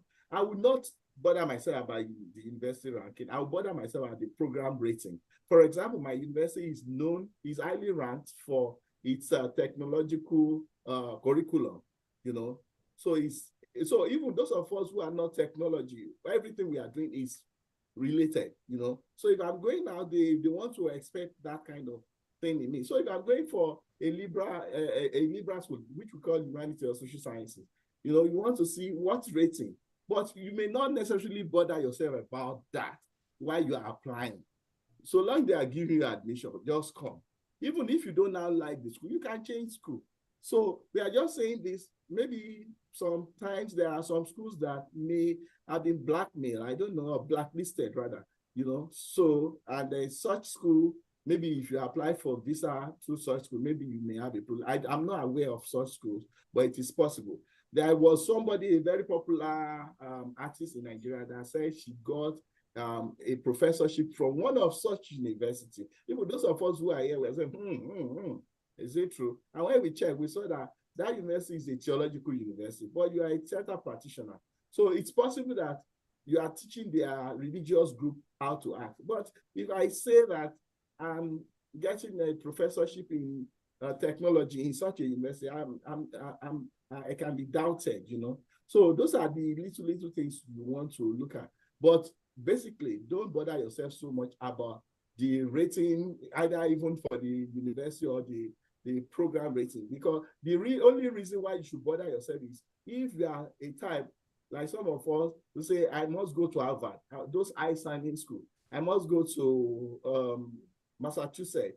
I must go to, if it's not Massachusetts, I'm not going to the US. Ask yourself, if they rate you, can you stand?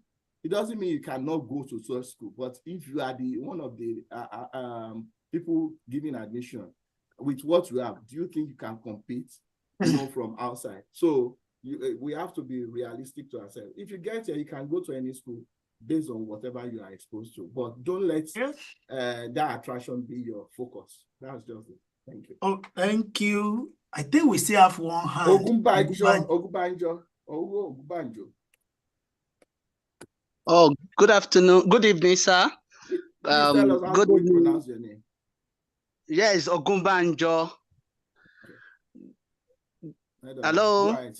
Go ahead, sir. Good evening, Dr. Akinola. Good evening, Mr. John. This is Ogunbanjo Babatunde. I met you. We met in Christland University years back, and I worked with Mr. John as one of my boss then. And Mr. John, in the library. I really appreciate, sir. In the library. In the library. Okay. Yeah. So okay, go ahead. Since then that Mr. John left Christland University, I've been following him, but as a mentor.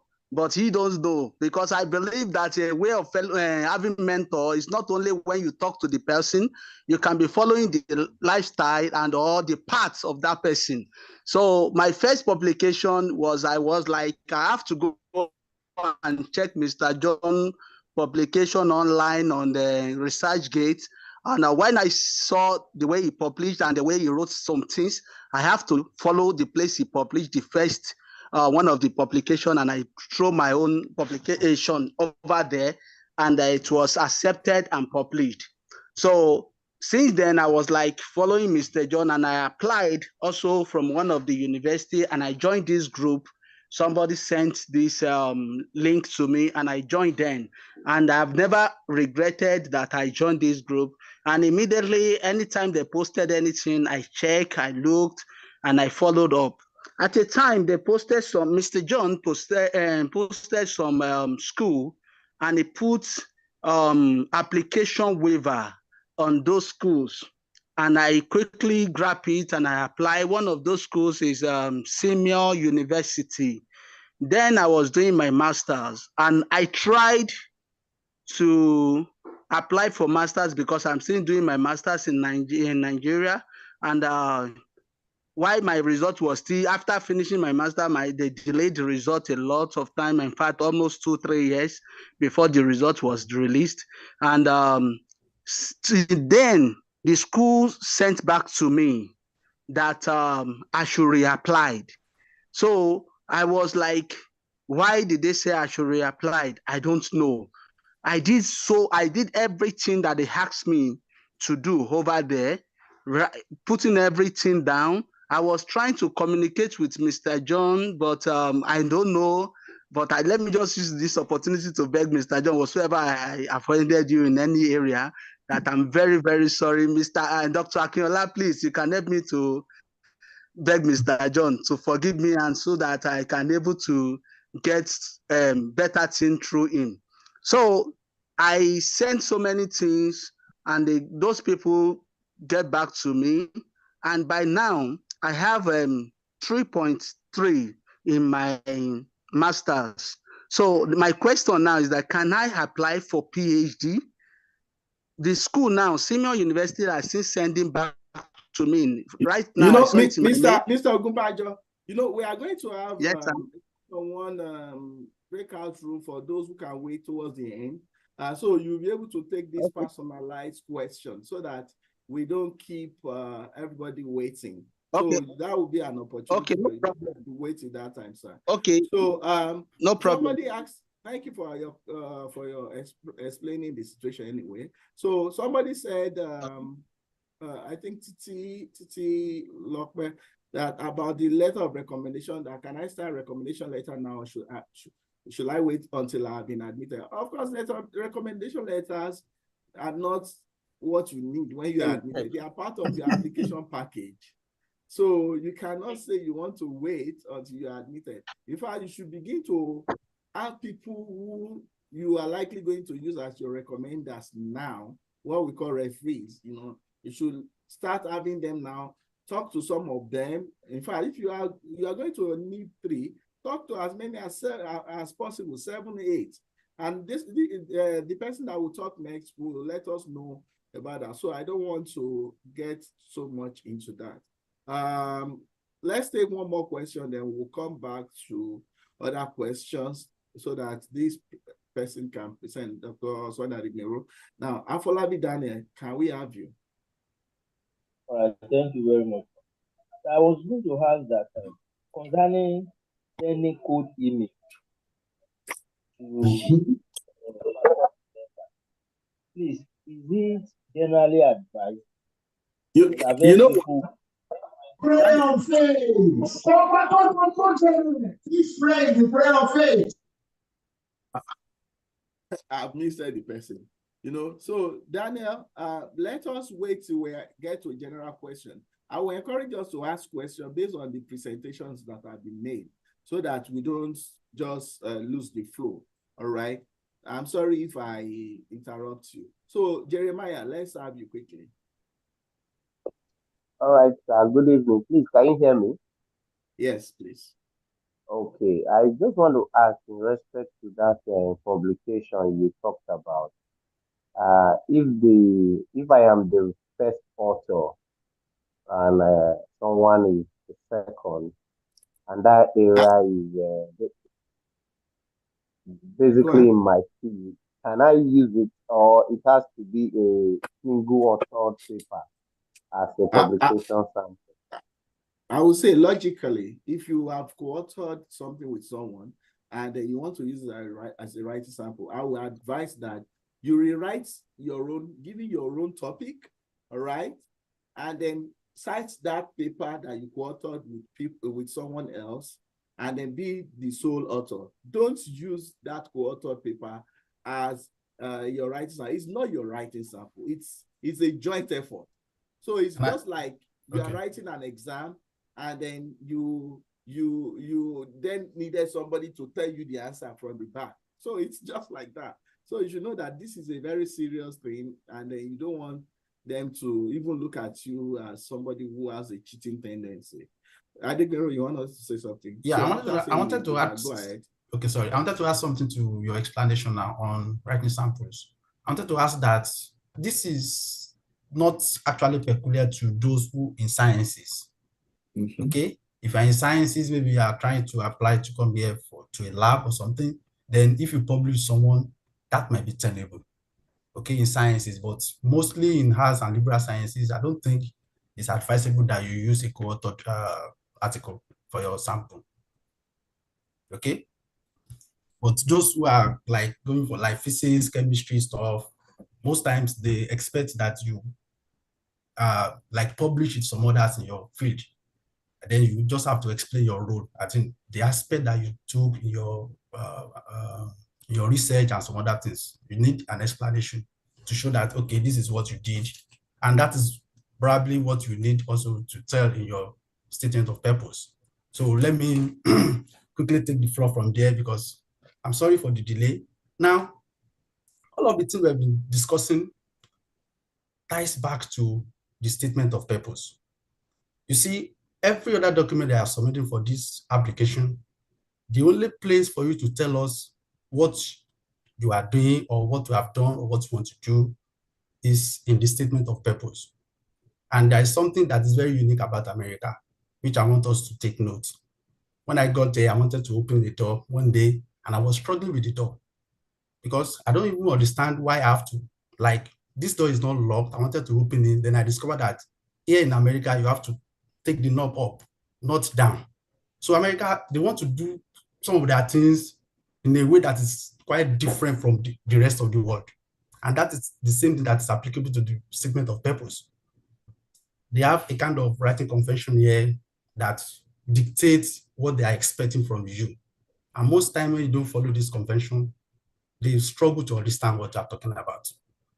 So the statement of purpose is the one that tells your story. So, and that is why when you have this kind of story online where people will say, even if you have a third class, you have a 2-2 or anything, you can get admission in the US. Yes, that is true, but not entirely true. The reason is that some other parts of, documents in your application will have complemented those lower grades. And that is your statement of purpose.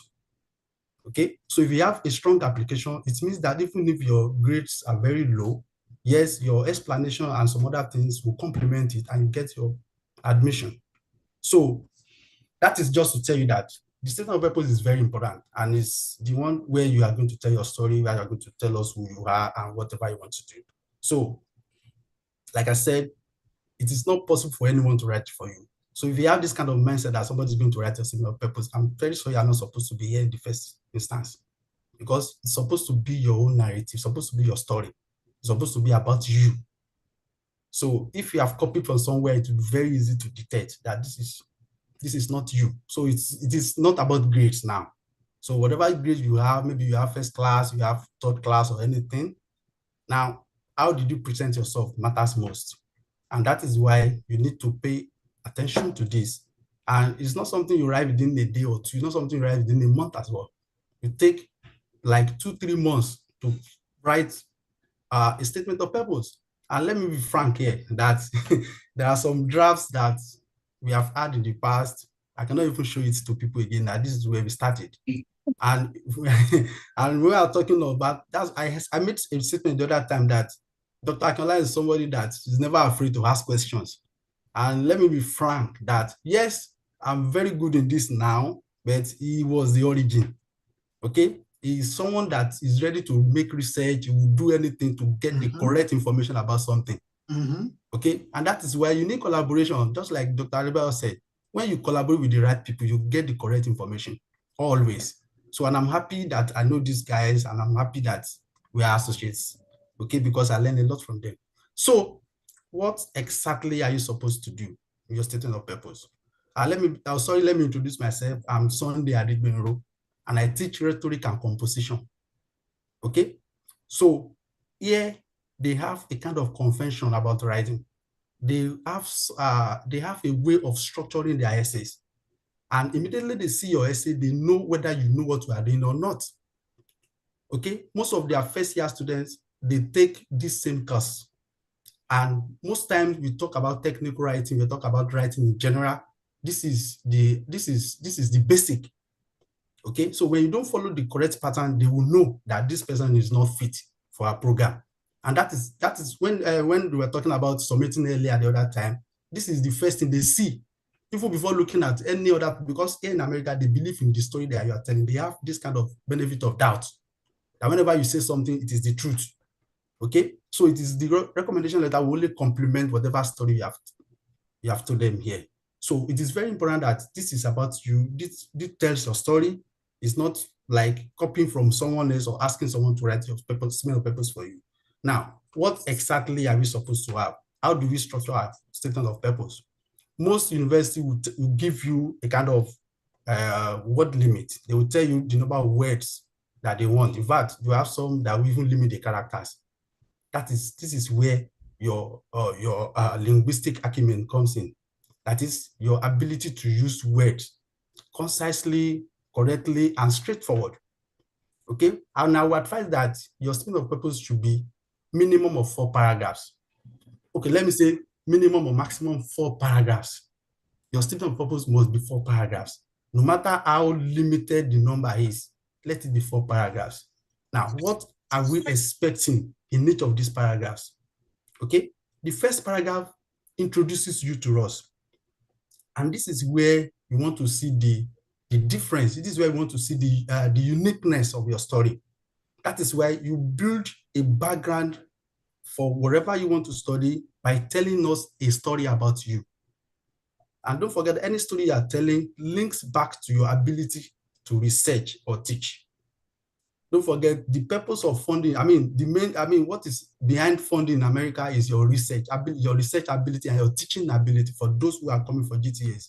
But for those of us who are applying to be a GRA, like going for a science lab, like physics and chemistry, then you focus more on your research ability.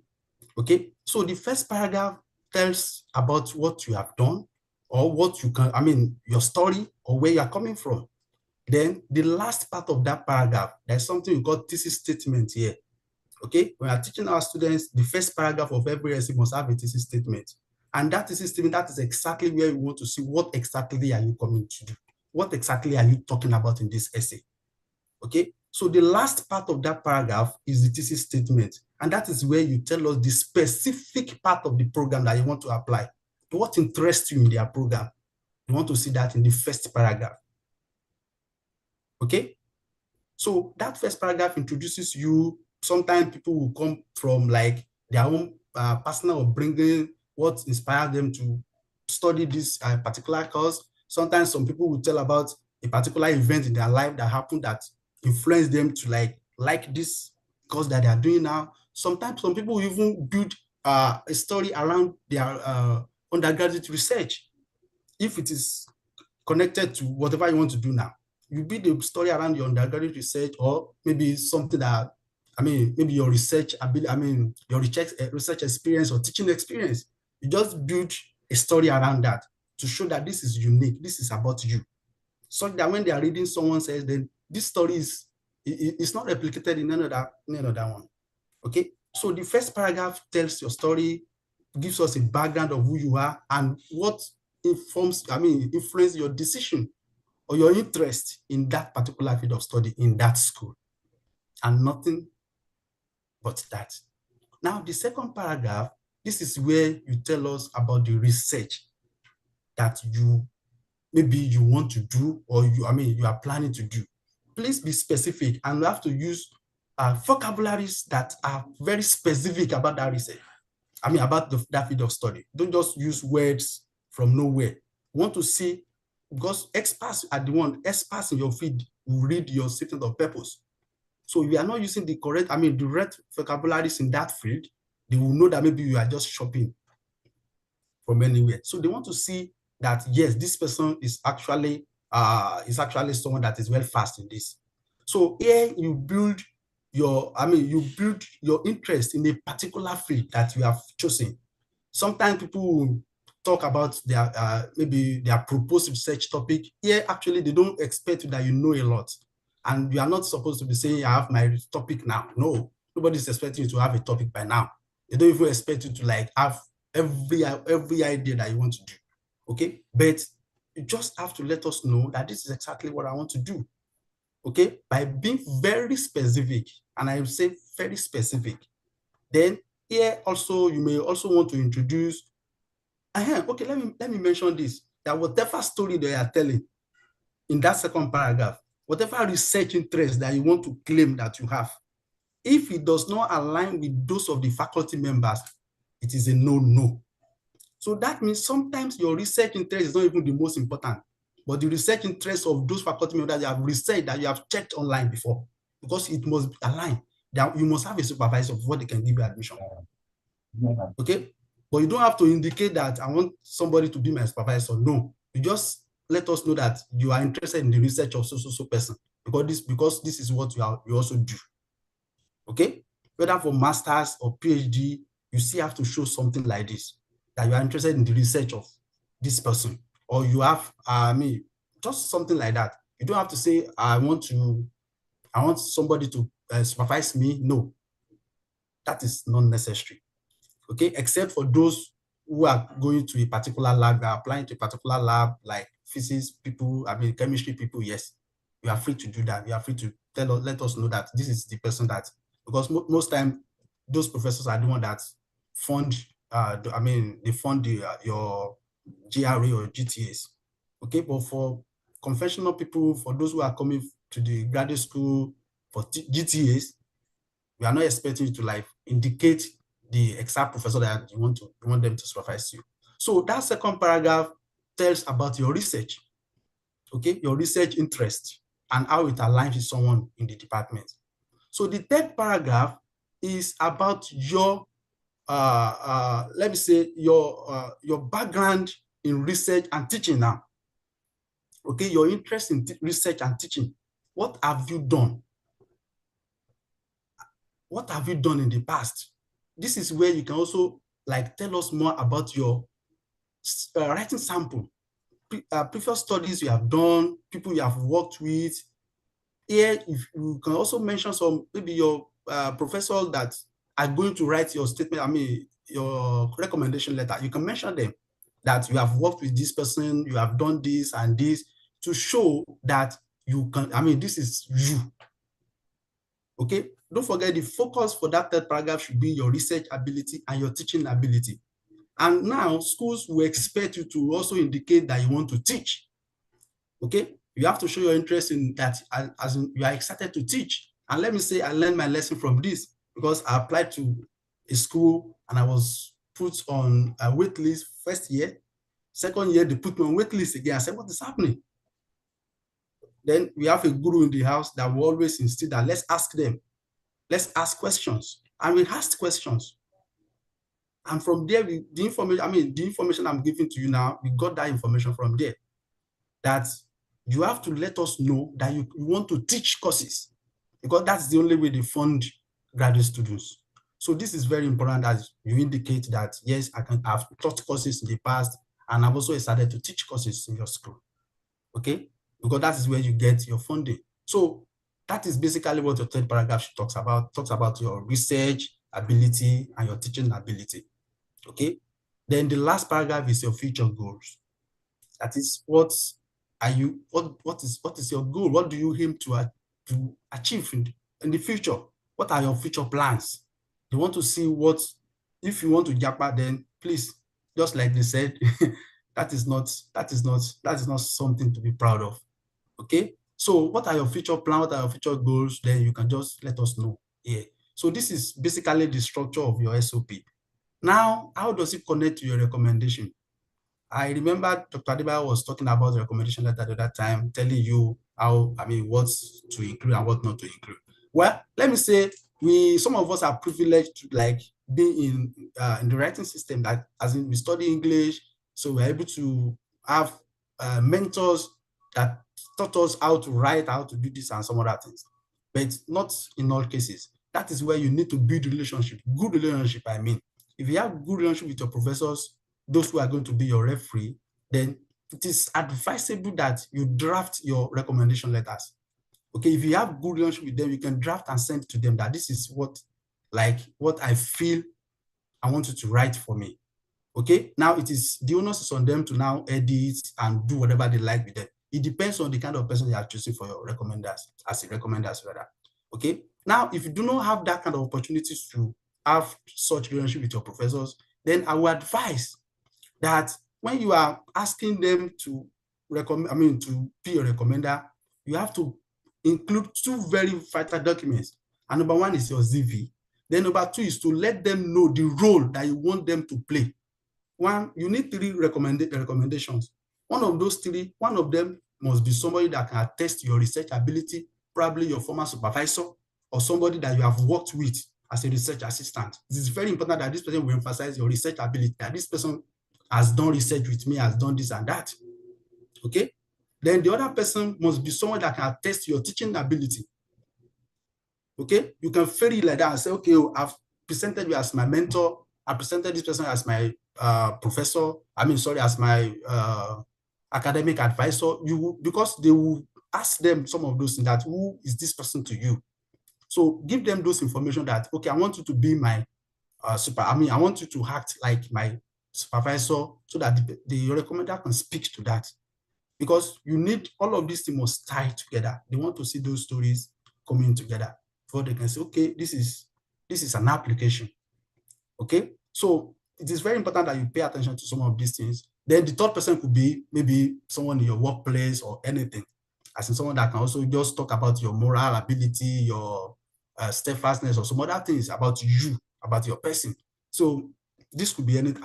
I'm not saying that those who are going to be your supervisor or something can also not talk about this, but let that be focused, that, okay, this person is talking about my research, the other person is talking about my teaching ability, and some stuff like that. So to end this conversation, I want to emphasize that for your statement of purpose, we want you to use concrete examples. That is, examples that are personalized, that are about you. Things that can show that this is different from another person. Don't just use a general knowledge. Use something that is peculiar about you.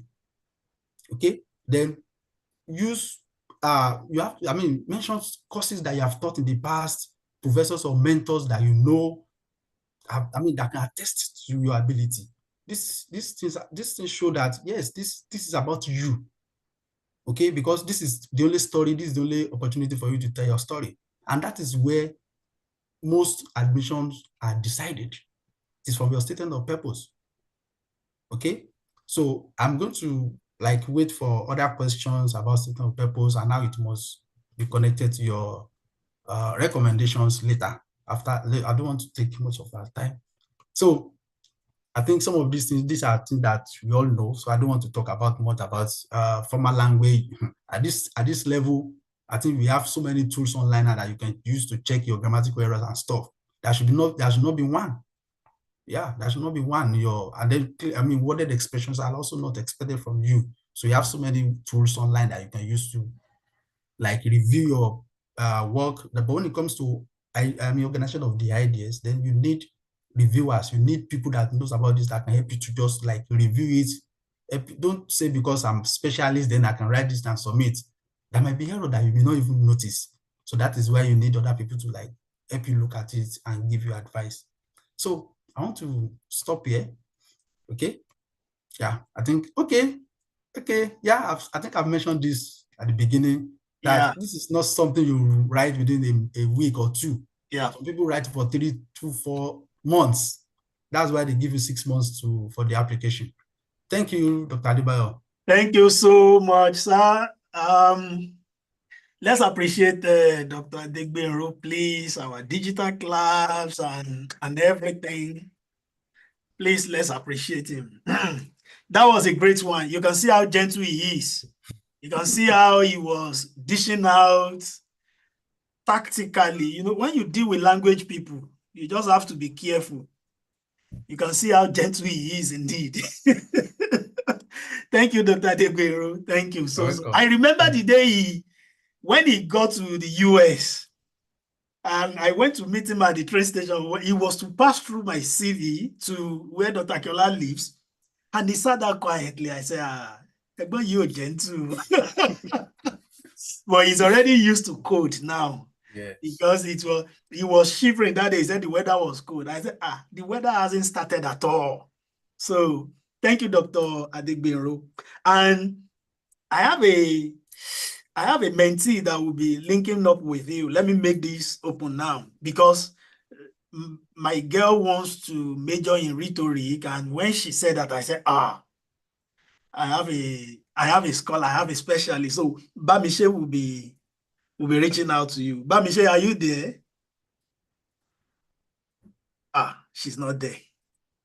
So I'd already done my own. No, I've connected you to somebody that, because by the time you begin to mention those big grammars, I might not understand. Yes, sir. Oh, you are there. Oh, good. So don't worry, I will give you his contact so that he will be the one to review your essay. I don't know anything in that area. He's a specialist. Thank you, Dr. Adegbenro. So I think I think with this now. Oh, Bamisha, you want to say something? Yeah, thank you. Yes, sir. I just want to indicate that I'm here, sir. Oh, thank you so much. Thank you. There is somebody raising it. Yes. Yeah. Ofodom John Bosco. Yeah, good evening. I'm sorry if I didn't pronounce your name very well. Ofodom Bosco Chukunazom. Ofodom John Bosco Chukunazom. Okay, go ahead, sir. Yes, thank you very much. My question is kind of prior to which regarding the writing sample. I don't know if it's okay. I should ask the question. Yeah, go ahead. Okay, thank you very much. I really want to thank the organizers for this amazing webinar session. And going to the question, you mentioned something about co-authors, and I was trying to make a question in the chat, like, what if the research is actually my work, but including the names of my supervisor, my mentor, on my research work due to for it to reach a wider research audience? Am I to use that as a writing sample? Yeah. Thank you very much. Well, I would still insist that you cannot use that. Just in fact, that is even worse than even having a co-author that is a student. Yeah. I understand what you are going through. Most times when you write your thesis, your project, whatever, your advisor or supervisor says, oh, I want to co-author with you. And in fact, in most cases, they want to be the first author. Well, it's a tradition that is in our Obodo Naija. We don't know. I won't say more than that.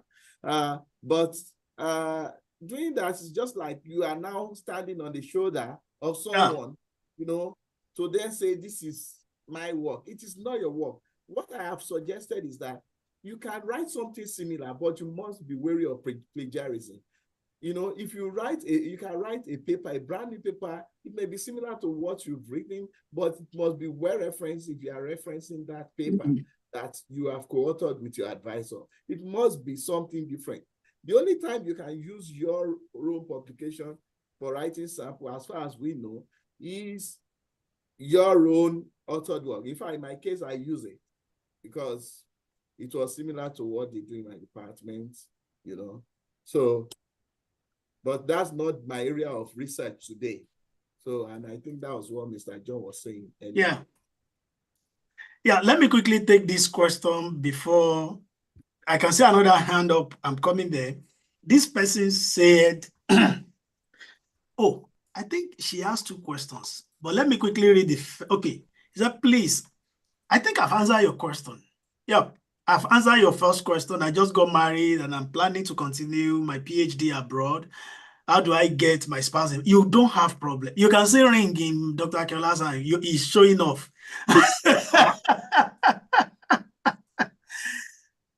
And almost, there are many people here. We are all married. So that's not a problem. Yeah.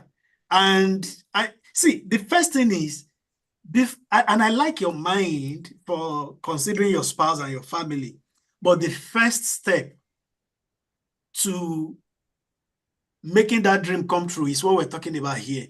I think at this level, probably all you need to do is when you are filling your form and at your demographic information, you just include your marital status should be married. So at this level, you don't have anything to do more than that because everything is still about you. In fact, there are people that, as at the time they were applying, they were single, but towards the time that they were going to the embassy for their visas, they were married. And today they are in the United States with us, with their family. So that's not a problem. And I think that's a straightforward response.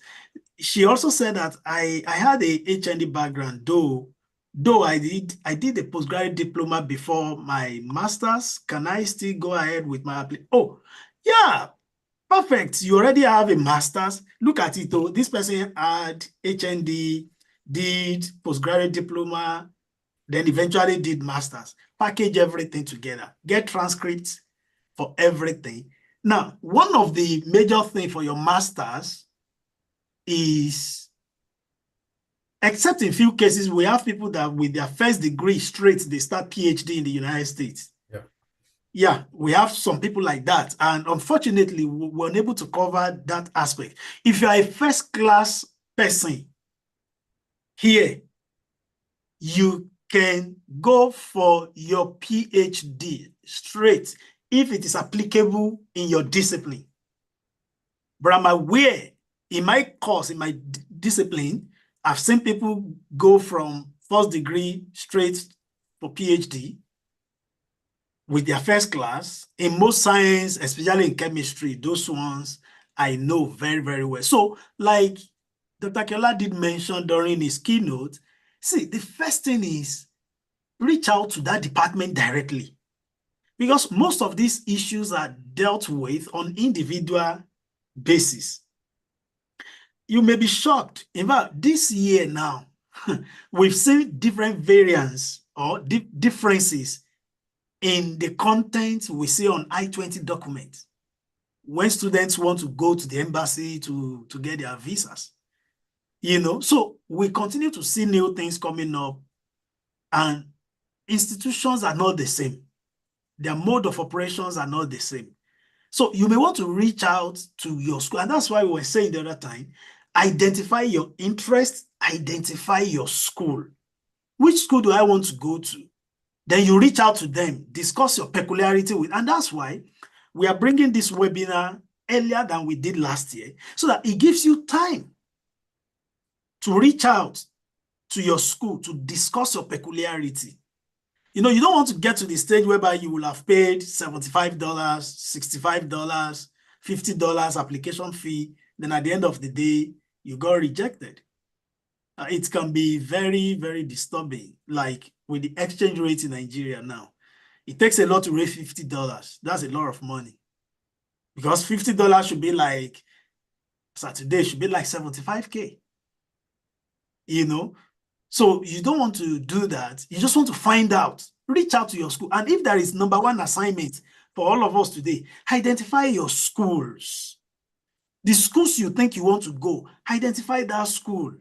And I think I sent a document on the platform the other day that served as a guide. That was the same document that Takeola gave me the other time, and I found it so useful. Though not all the programs and universities are included in that document, but it's a very good start. A very, very good start. Identify your school.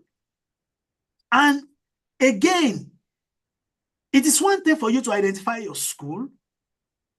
And when I may identify your school, there are two ways.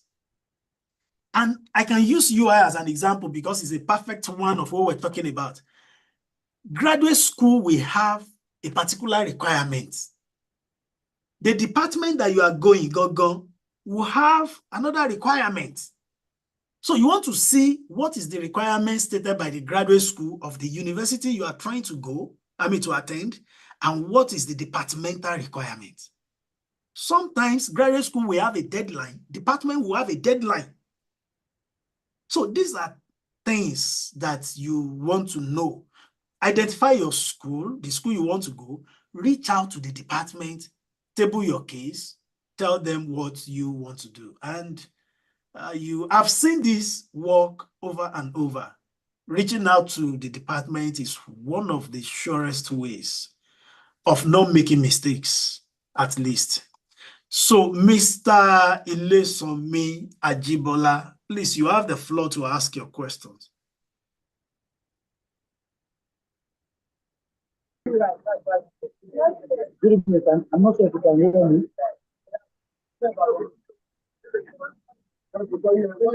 Hello, good evening. Okay, I think I can see your question. Those of you that joined late, if you can have access to the recording. Yeah, Dr. Adegbero already sent it. Yeah. The link, the YouTube link. Can you hear me? I also have a question. Okay, go ahead. All right. Yeah, for me, I tried applying sometime last year, and I'm sure you are also aware. You asked me recently about the application, and I don't even know what to say or how to reply you again because I got stuck, I got frustrated in the process, and I knew I wasn't doing some things right. I was able to get application fee waiver from 2 different institutions. Hello, Jeremy. From Simmons and from Northwestern University. 2 different waivers. And I know that that's quite, it's quite an opportunity that I knew I missed out on. Okay, but I just thought I can go back, bounce back again, and then reapply once the schools are open again and all that. I think my major question is what exactly? Mr.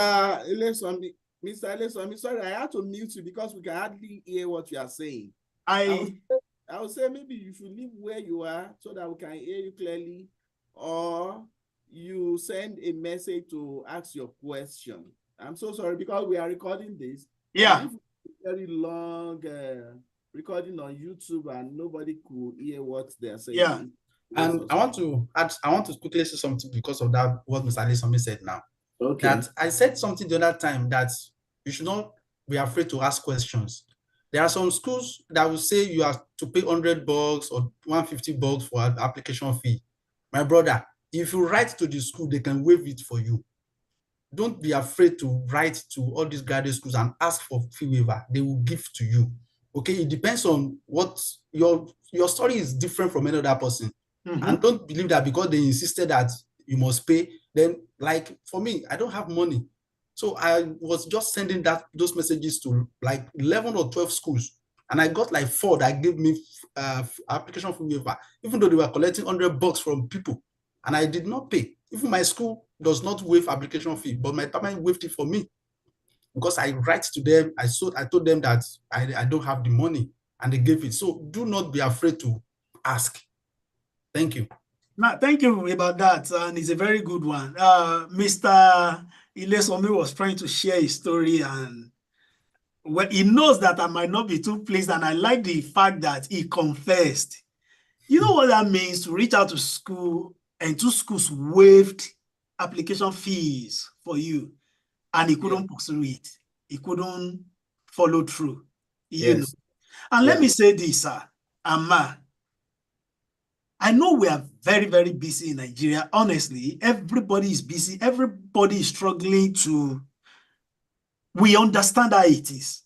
But I tell us, you can imagine now, this is more than 2 hours already of our data, of our time, of our life.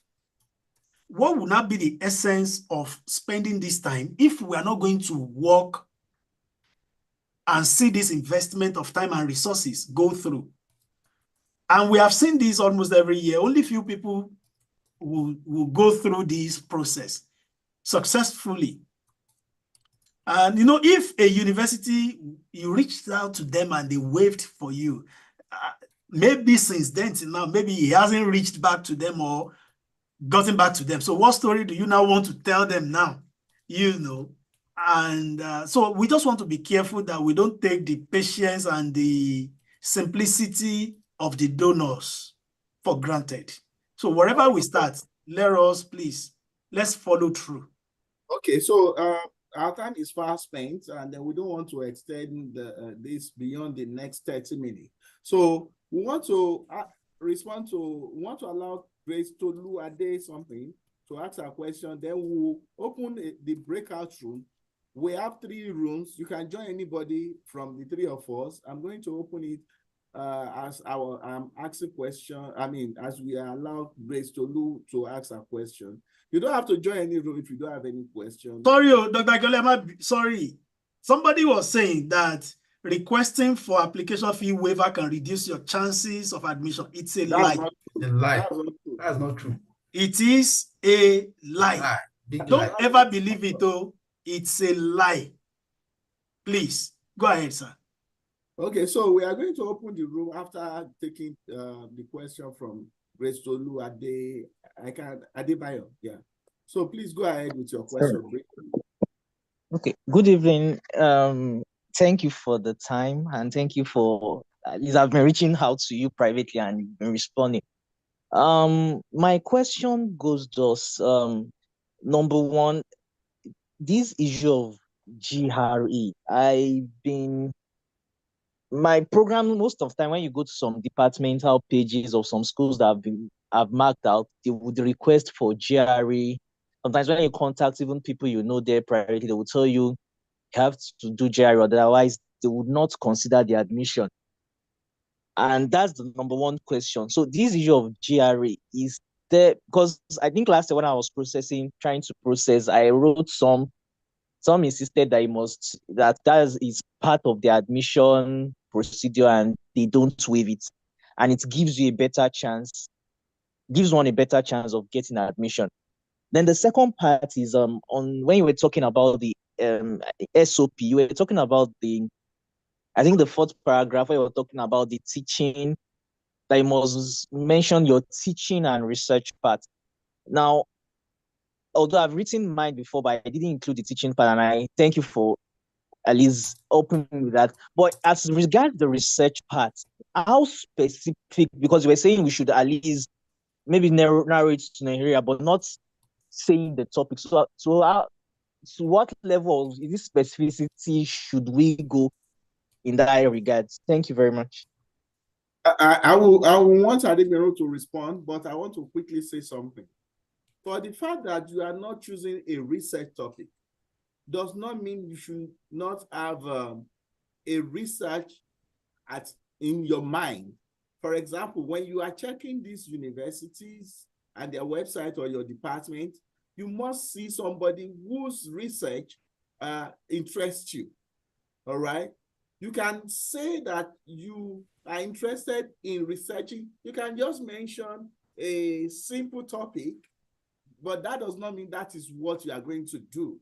Similar to the simple topic may be similar to what that professor is doing, but you just to show that, okay, if they give you admission, because I don't want to use we, if they give you admission, it means that there is somebody who can supervise you, like we use in Nigeria, or advise you, you know, or be your supervisor or advisor, you know, in that department. If what we are trying to propose is not a proposal now, what you are mentioning, we cannot see somebody that can be your mentor in that department, your chances of getting admission may be lower.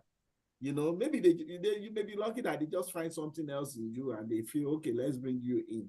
But it's very important that you identify somebody whose research you are interested in, and then you're able to coin something of your own in that person's area. But I will always say that don't just limit it to one person. If you have 2-3 persons that share similar research in that department, it may increase, I use the word may, it may increase your chances, because if A is not taking you, B is likely taking you. And in most cases, I'm sure of this one, when you apply for admission, they send whatever you said you want to do, they send it to some of these faculty to say, will you be interested?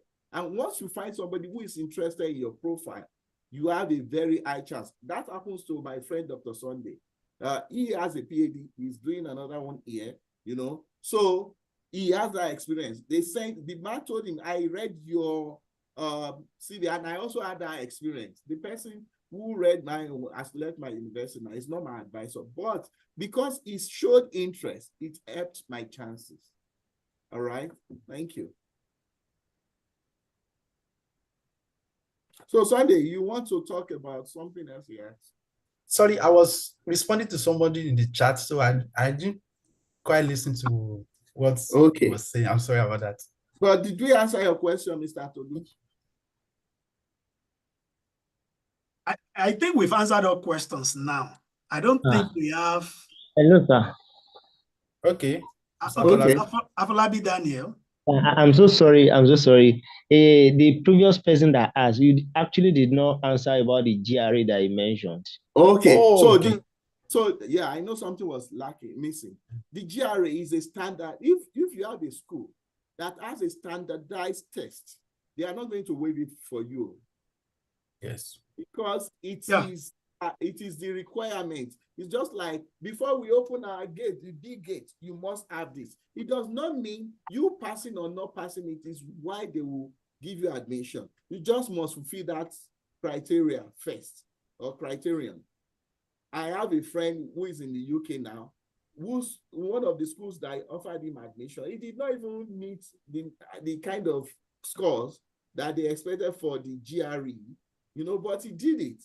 And there was no way they could have waived it for him, because that is the standard from the graduate school. So if you cannot do it, then you have to go to schools where that is not a requirement. If they are asking for TOEFL, they will not waive it for you if that is a standard, whether you are from an English-speaking country or not. But there are some schools that they waive it for English-speaking countries. Nigeria is included. All right, so in that case, it is waived for you. And there are some schools, even in my school, they do GRE in some department, they don't do it in some other department. So if you know that what you are doing is, you want to go to that department and you cannot pass GRE, you can just forget about it. But if you are able to do GRE and TOEFL, then you are a universal applicant, because you can apply to any school. Because those are the things that may deny you from applying to some of those schools, including those top ranked schools or high-standing schools like Harvard and all that. Okay, I want to quickly add to that. This is just from my own personal experience, okay? That if you don't write some of these exams, it limits the number of schools that you can apply to. But the truth is that we have over 1,000 schools in the US. So over 5,000 schools. So if a school is asking, go on. For instance, there was a school that was asking for West, and I didn't want to do West. So I just skipped those ones, look for those that will meet the requirements. So there was one that I've applied to, and they insisted that I must submit West. So I lied. I told them that my West was on the way that they should just continue to process the admission before they conclude that I will get it. They gave me the admission because I do not have West, and thank God I got admission on that school. I just told them, okay, I don't need it again. Okay, so because some of these things, you have so many, you have options. You can just, if you do not meet the requirement, you can just go for another one. For somebody in house, I would never advise you to go and write GRE. Okay, so if a school is demanding for GRE, then I'm not coming to your school. I'll go to somewhere else. For those in sciences, then it is the best way to put you in a good stead if you are for competition. Okay, then for IS and TOEFL, I will always advise people to go and do it, though it is not required. It is just for you to be competitive. It is simple as that. Yes, it is just for you to be competitive. So that's just. Thank you so much. Before we go, now I don't think there are other questions again, Dr. Akinola. Do we need a breakout session? But before we go, please, I want to find out if Mr. Sheun is on this call. Mr. Sheun, are you on this call? I'm trying to find that there is one Oluseun Fadeyi, but I just wanted to be sure if that is the same Mr. Sheun from Mr. Omowumi in Peoria, Illinois, United States here. Okay. I just wanted to find out because he told me that somebody that's okay. Dr. Akinola? Yes, sir. Yes, sir. Hello, sir. Let's get to the Hello, Mr. Sheun. I am on, sir. I've been on. Oh, great. I've been on from the beginning. I actually parked by the wayside because I went out and traffic had me down. You didn't park by the wayside. Let's get to the. So, and incidentally, I want to appreciate everyone for this gesture. I really appreciate it because most of my questions, I know last time you were aware of everything. I was kind of down when I thought the admission would go through, and since it didn't work out, I felt bad, but I had to pick up my pieces and let's try more. Since you told us last time that we had the webinar that some of you tried before God. So I'm holding on to that. Yeah.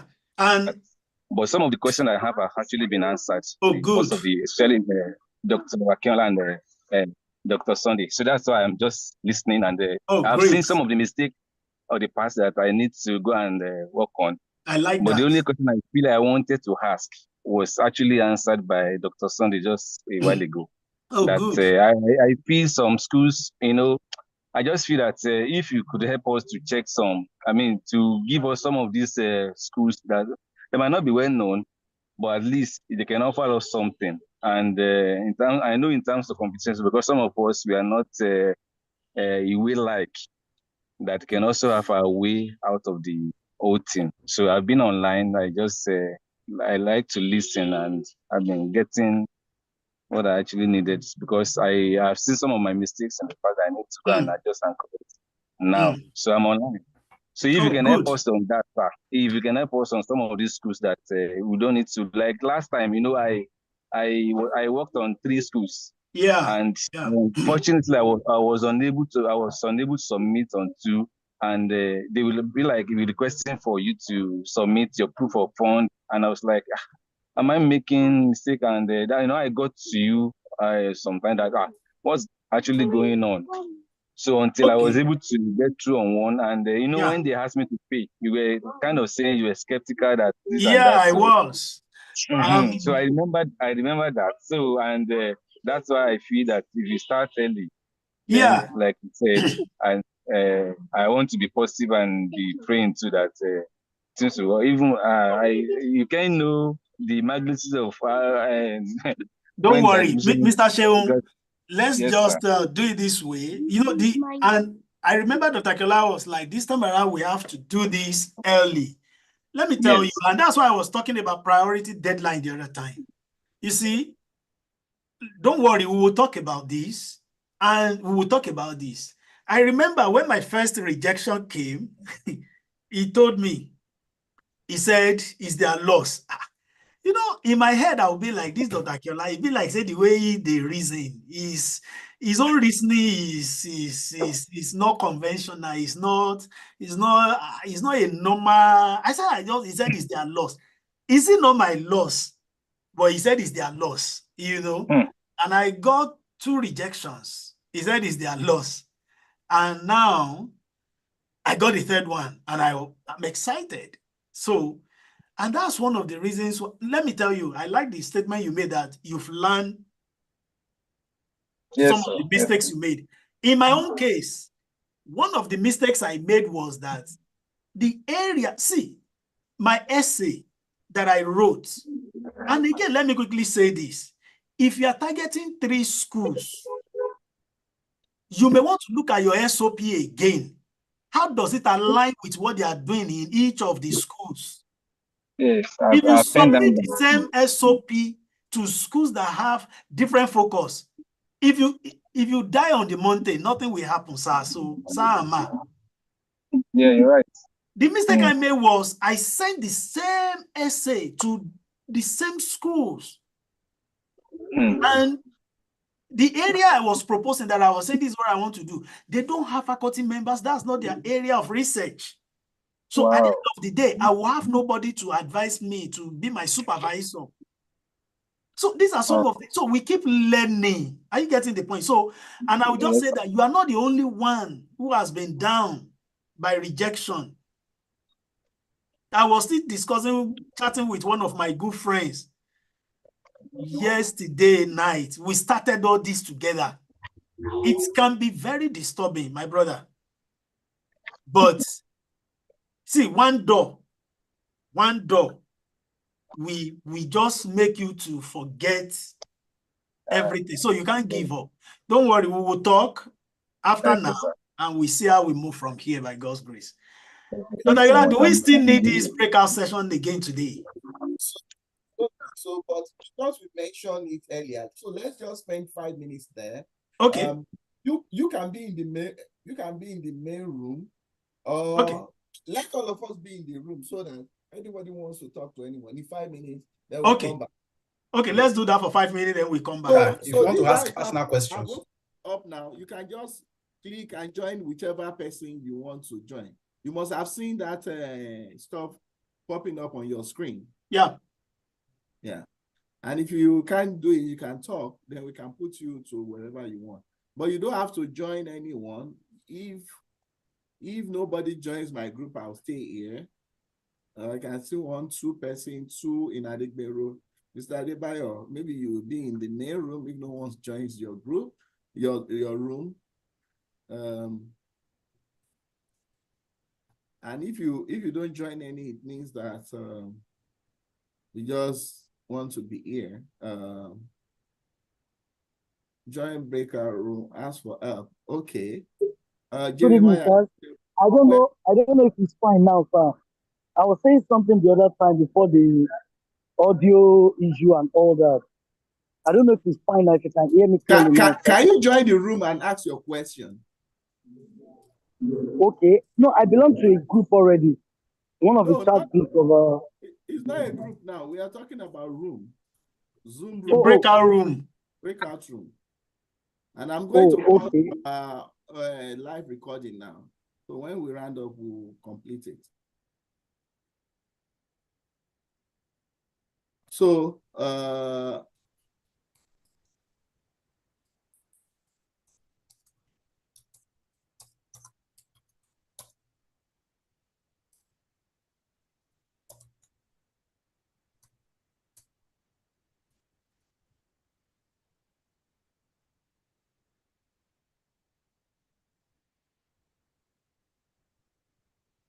So where am I now? Okay. Let me check.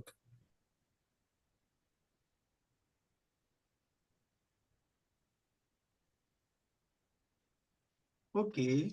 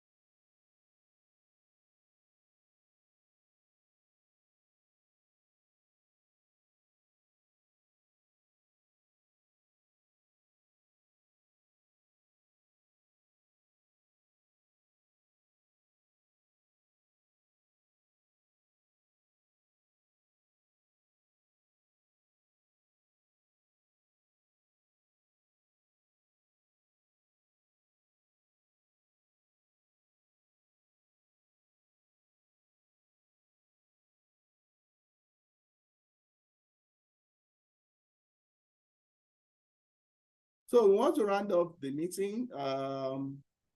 So we'll just wait for the host to join us, and then we can call it a day, and then. Hello, Dr. Kinwa. I wanted to just ask if you are active on LinkedIn, so I could also follow you on LinkedIn. I am, but you know, to be active on social media in the US is a difficult thing, you know, any social media at all. So if you drop your message when I'm going through it, I can look at it. Sometimes we set dates once in a while to do some of this. Okay. Yeah. Okay. Thank you very much. I'm very sorry, Doctor, sir. I'm very sorry. Oh, you couldn't talk. I'm so sorry. I'm sorry. I was trying to do one or two things. That's why, sir. Okay. Okay, now my questions, I have some questions here. Now, one of the questions I have is that now I checked since the beginning of the discussion, I think we only focus on people from Faculty of Arts and Faculty of Science. What about people from Faculty of those medical students? Those That's question number one. Those what? Medical students, sir. Medical students, sir. Please give me your name. My name is Adebayo Ezekiel Oluwatobiloba, sir. Oh, that's long. Adebayo. So that one. Another thing is now, aside first class and second class upper students, so anybody below that point, is there any chances for them? That's another question. Now, I have two. This Adebayo had 2-1. Adebayo, I don't know what he had. Maybe first class, because those ones are a giveaway. Now, another question is that you. Let's take your question one by one. Can you hear me, sir? Want to round off, you know. Okay. The last question is: you said there's someone that asked about you want to process for PhD, and you said you can just go for that PhD so that you have access to this full funded scholarship. So, is that any means that does that mean anybody going for masters cannot have fully funded scholarships, sir? That's my last question. I'll start with your last question. Number one, I'm not a vice chancellor. They call them presidents here. I'm not an administrator. I don't own a school here. I'm just also a student, at least at this moment, though I had the previous PhD in Nigeria and all that. So, but your question, that does that mean anybody who is giving such answer of a yes or no is not telling you there are some departments that are quite easy for master students to even get funding, you know, and there are some that are quite difficult. But generally, PhD students have more opportunities to funding than masters. You know, most people, even in my university, in fact, it's surprising that my department gave full funding to 2 students, one last year, one this year, you know, and they are master students. You know, one is the last year one is from Ghana, the other one this year is a Nigerian. So, Dr. Akiola, yes. So I don't want you to waste your time too much. I will hand over that boy to you. Who? The person who spoke to me now? You don't know? Well, we will talk about that. He's a big man. No? I will hand him over to you so that we can release people to go. Well, and we have 27 people left, truly. So let's just round off. We will talk about that in this thing. But just, I think I wanted to answer that question so that there is no misinformation. Okay. You know, for the fact that you are applying for a master does not mean you cannot get funding. You can get fully funded opportunity. But the chances are there much better for PhD students in general, you know, because the PhD student, they are spending longer years, all right? Master, within 1.5 years, you are done and you want to go back to your country or you want to go and work. So you are not bringing long-term value to the university. So they don't want to spend most of their time focusing on you. So those people, they can have for 4 or 5 years, you know. So I think that's settles it. So I think we shouldn't take more questions now. Dr. Akiola, I said I was going to hand him over to you. That is Toby. Sorry, so, Dr. Adebayo. I'm coming, Dr. Adebayo. And I'm saying this openly. Nobody be a woman a good grade. We have stopped recording. Dr. Adebayo, Are we please, I still want to ask a recording? question. Yes, because I'm not. They know you can't even try it. You must. It's a must. That's my brother. Over to you. Yeah, Dr. Adegbero, go ahead. Please, I wanted to ask Dr. Adebayo. Why are you harassing my boy like that? Eh? We'll remove him now. Thank you, sir. Now. All right. It's okay. People are asking for WhatsApp group. Is that a WhatsApp link? There is, but Mr. Adebayo is the admin and then the power that the No, we have many admins. So I've sent it. I don't know. I just joined the group too, maybe last week. You didn't just join, you just rejoined. Okay, I'm rejoined. I just rejoined. Okay.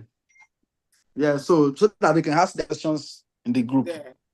All right. Okay. But so please, let me also say this. If you ask your question, it doesn't mean we'll respond immediately. It's not out of pride though, but we'll respond. Because if I show you my environment here, you will pity me. When I'm not Yahoo, look at it. So that is how we work. It's so tough. All right. It's like when America gives you something, they want you to really do it, and you will do it to the best of your energy and your ability. So it's been a good time. So over to our host so that it can get us. Okay, thank you so much, sir. Thank you, everybody. Our big daddy just give me K online. Say I was harassing his boy.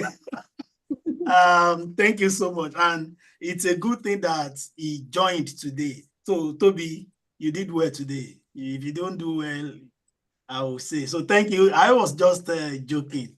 And Uncle Samson, thank you so much. All our facilitators, thank you so much. And this is a good one. I think it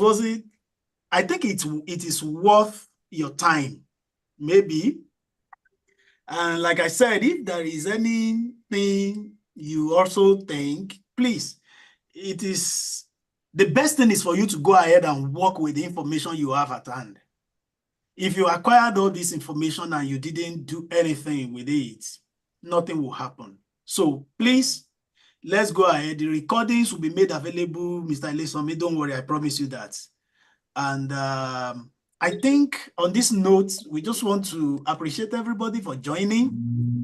It's been a wonderful 3 hours, 3 hours, 10 minutes now. Wow.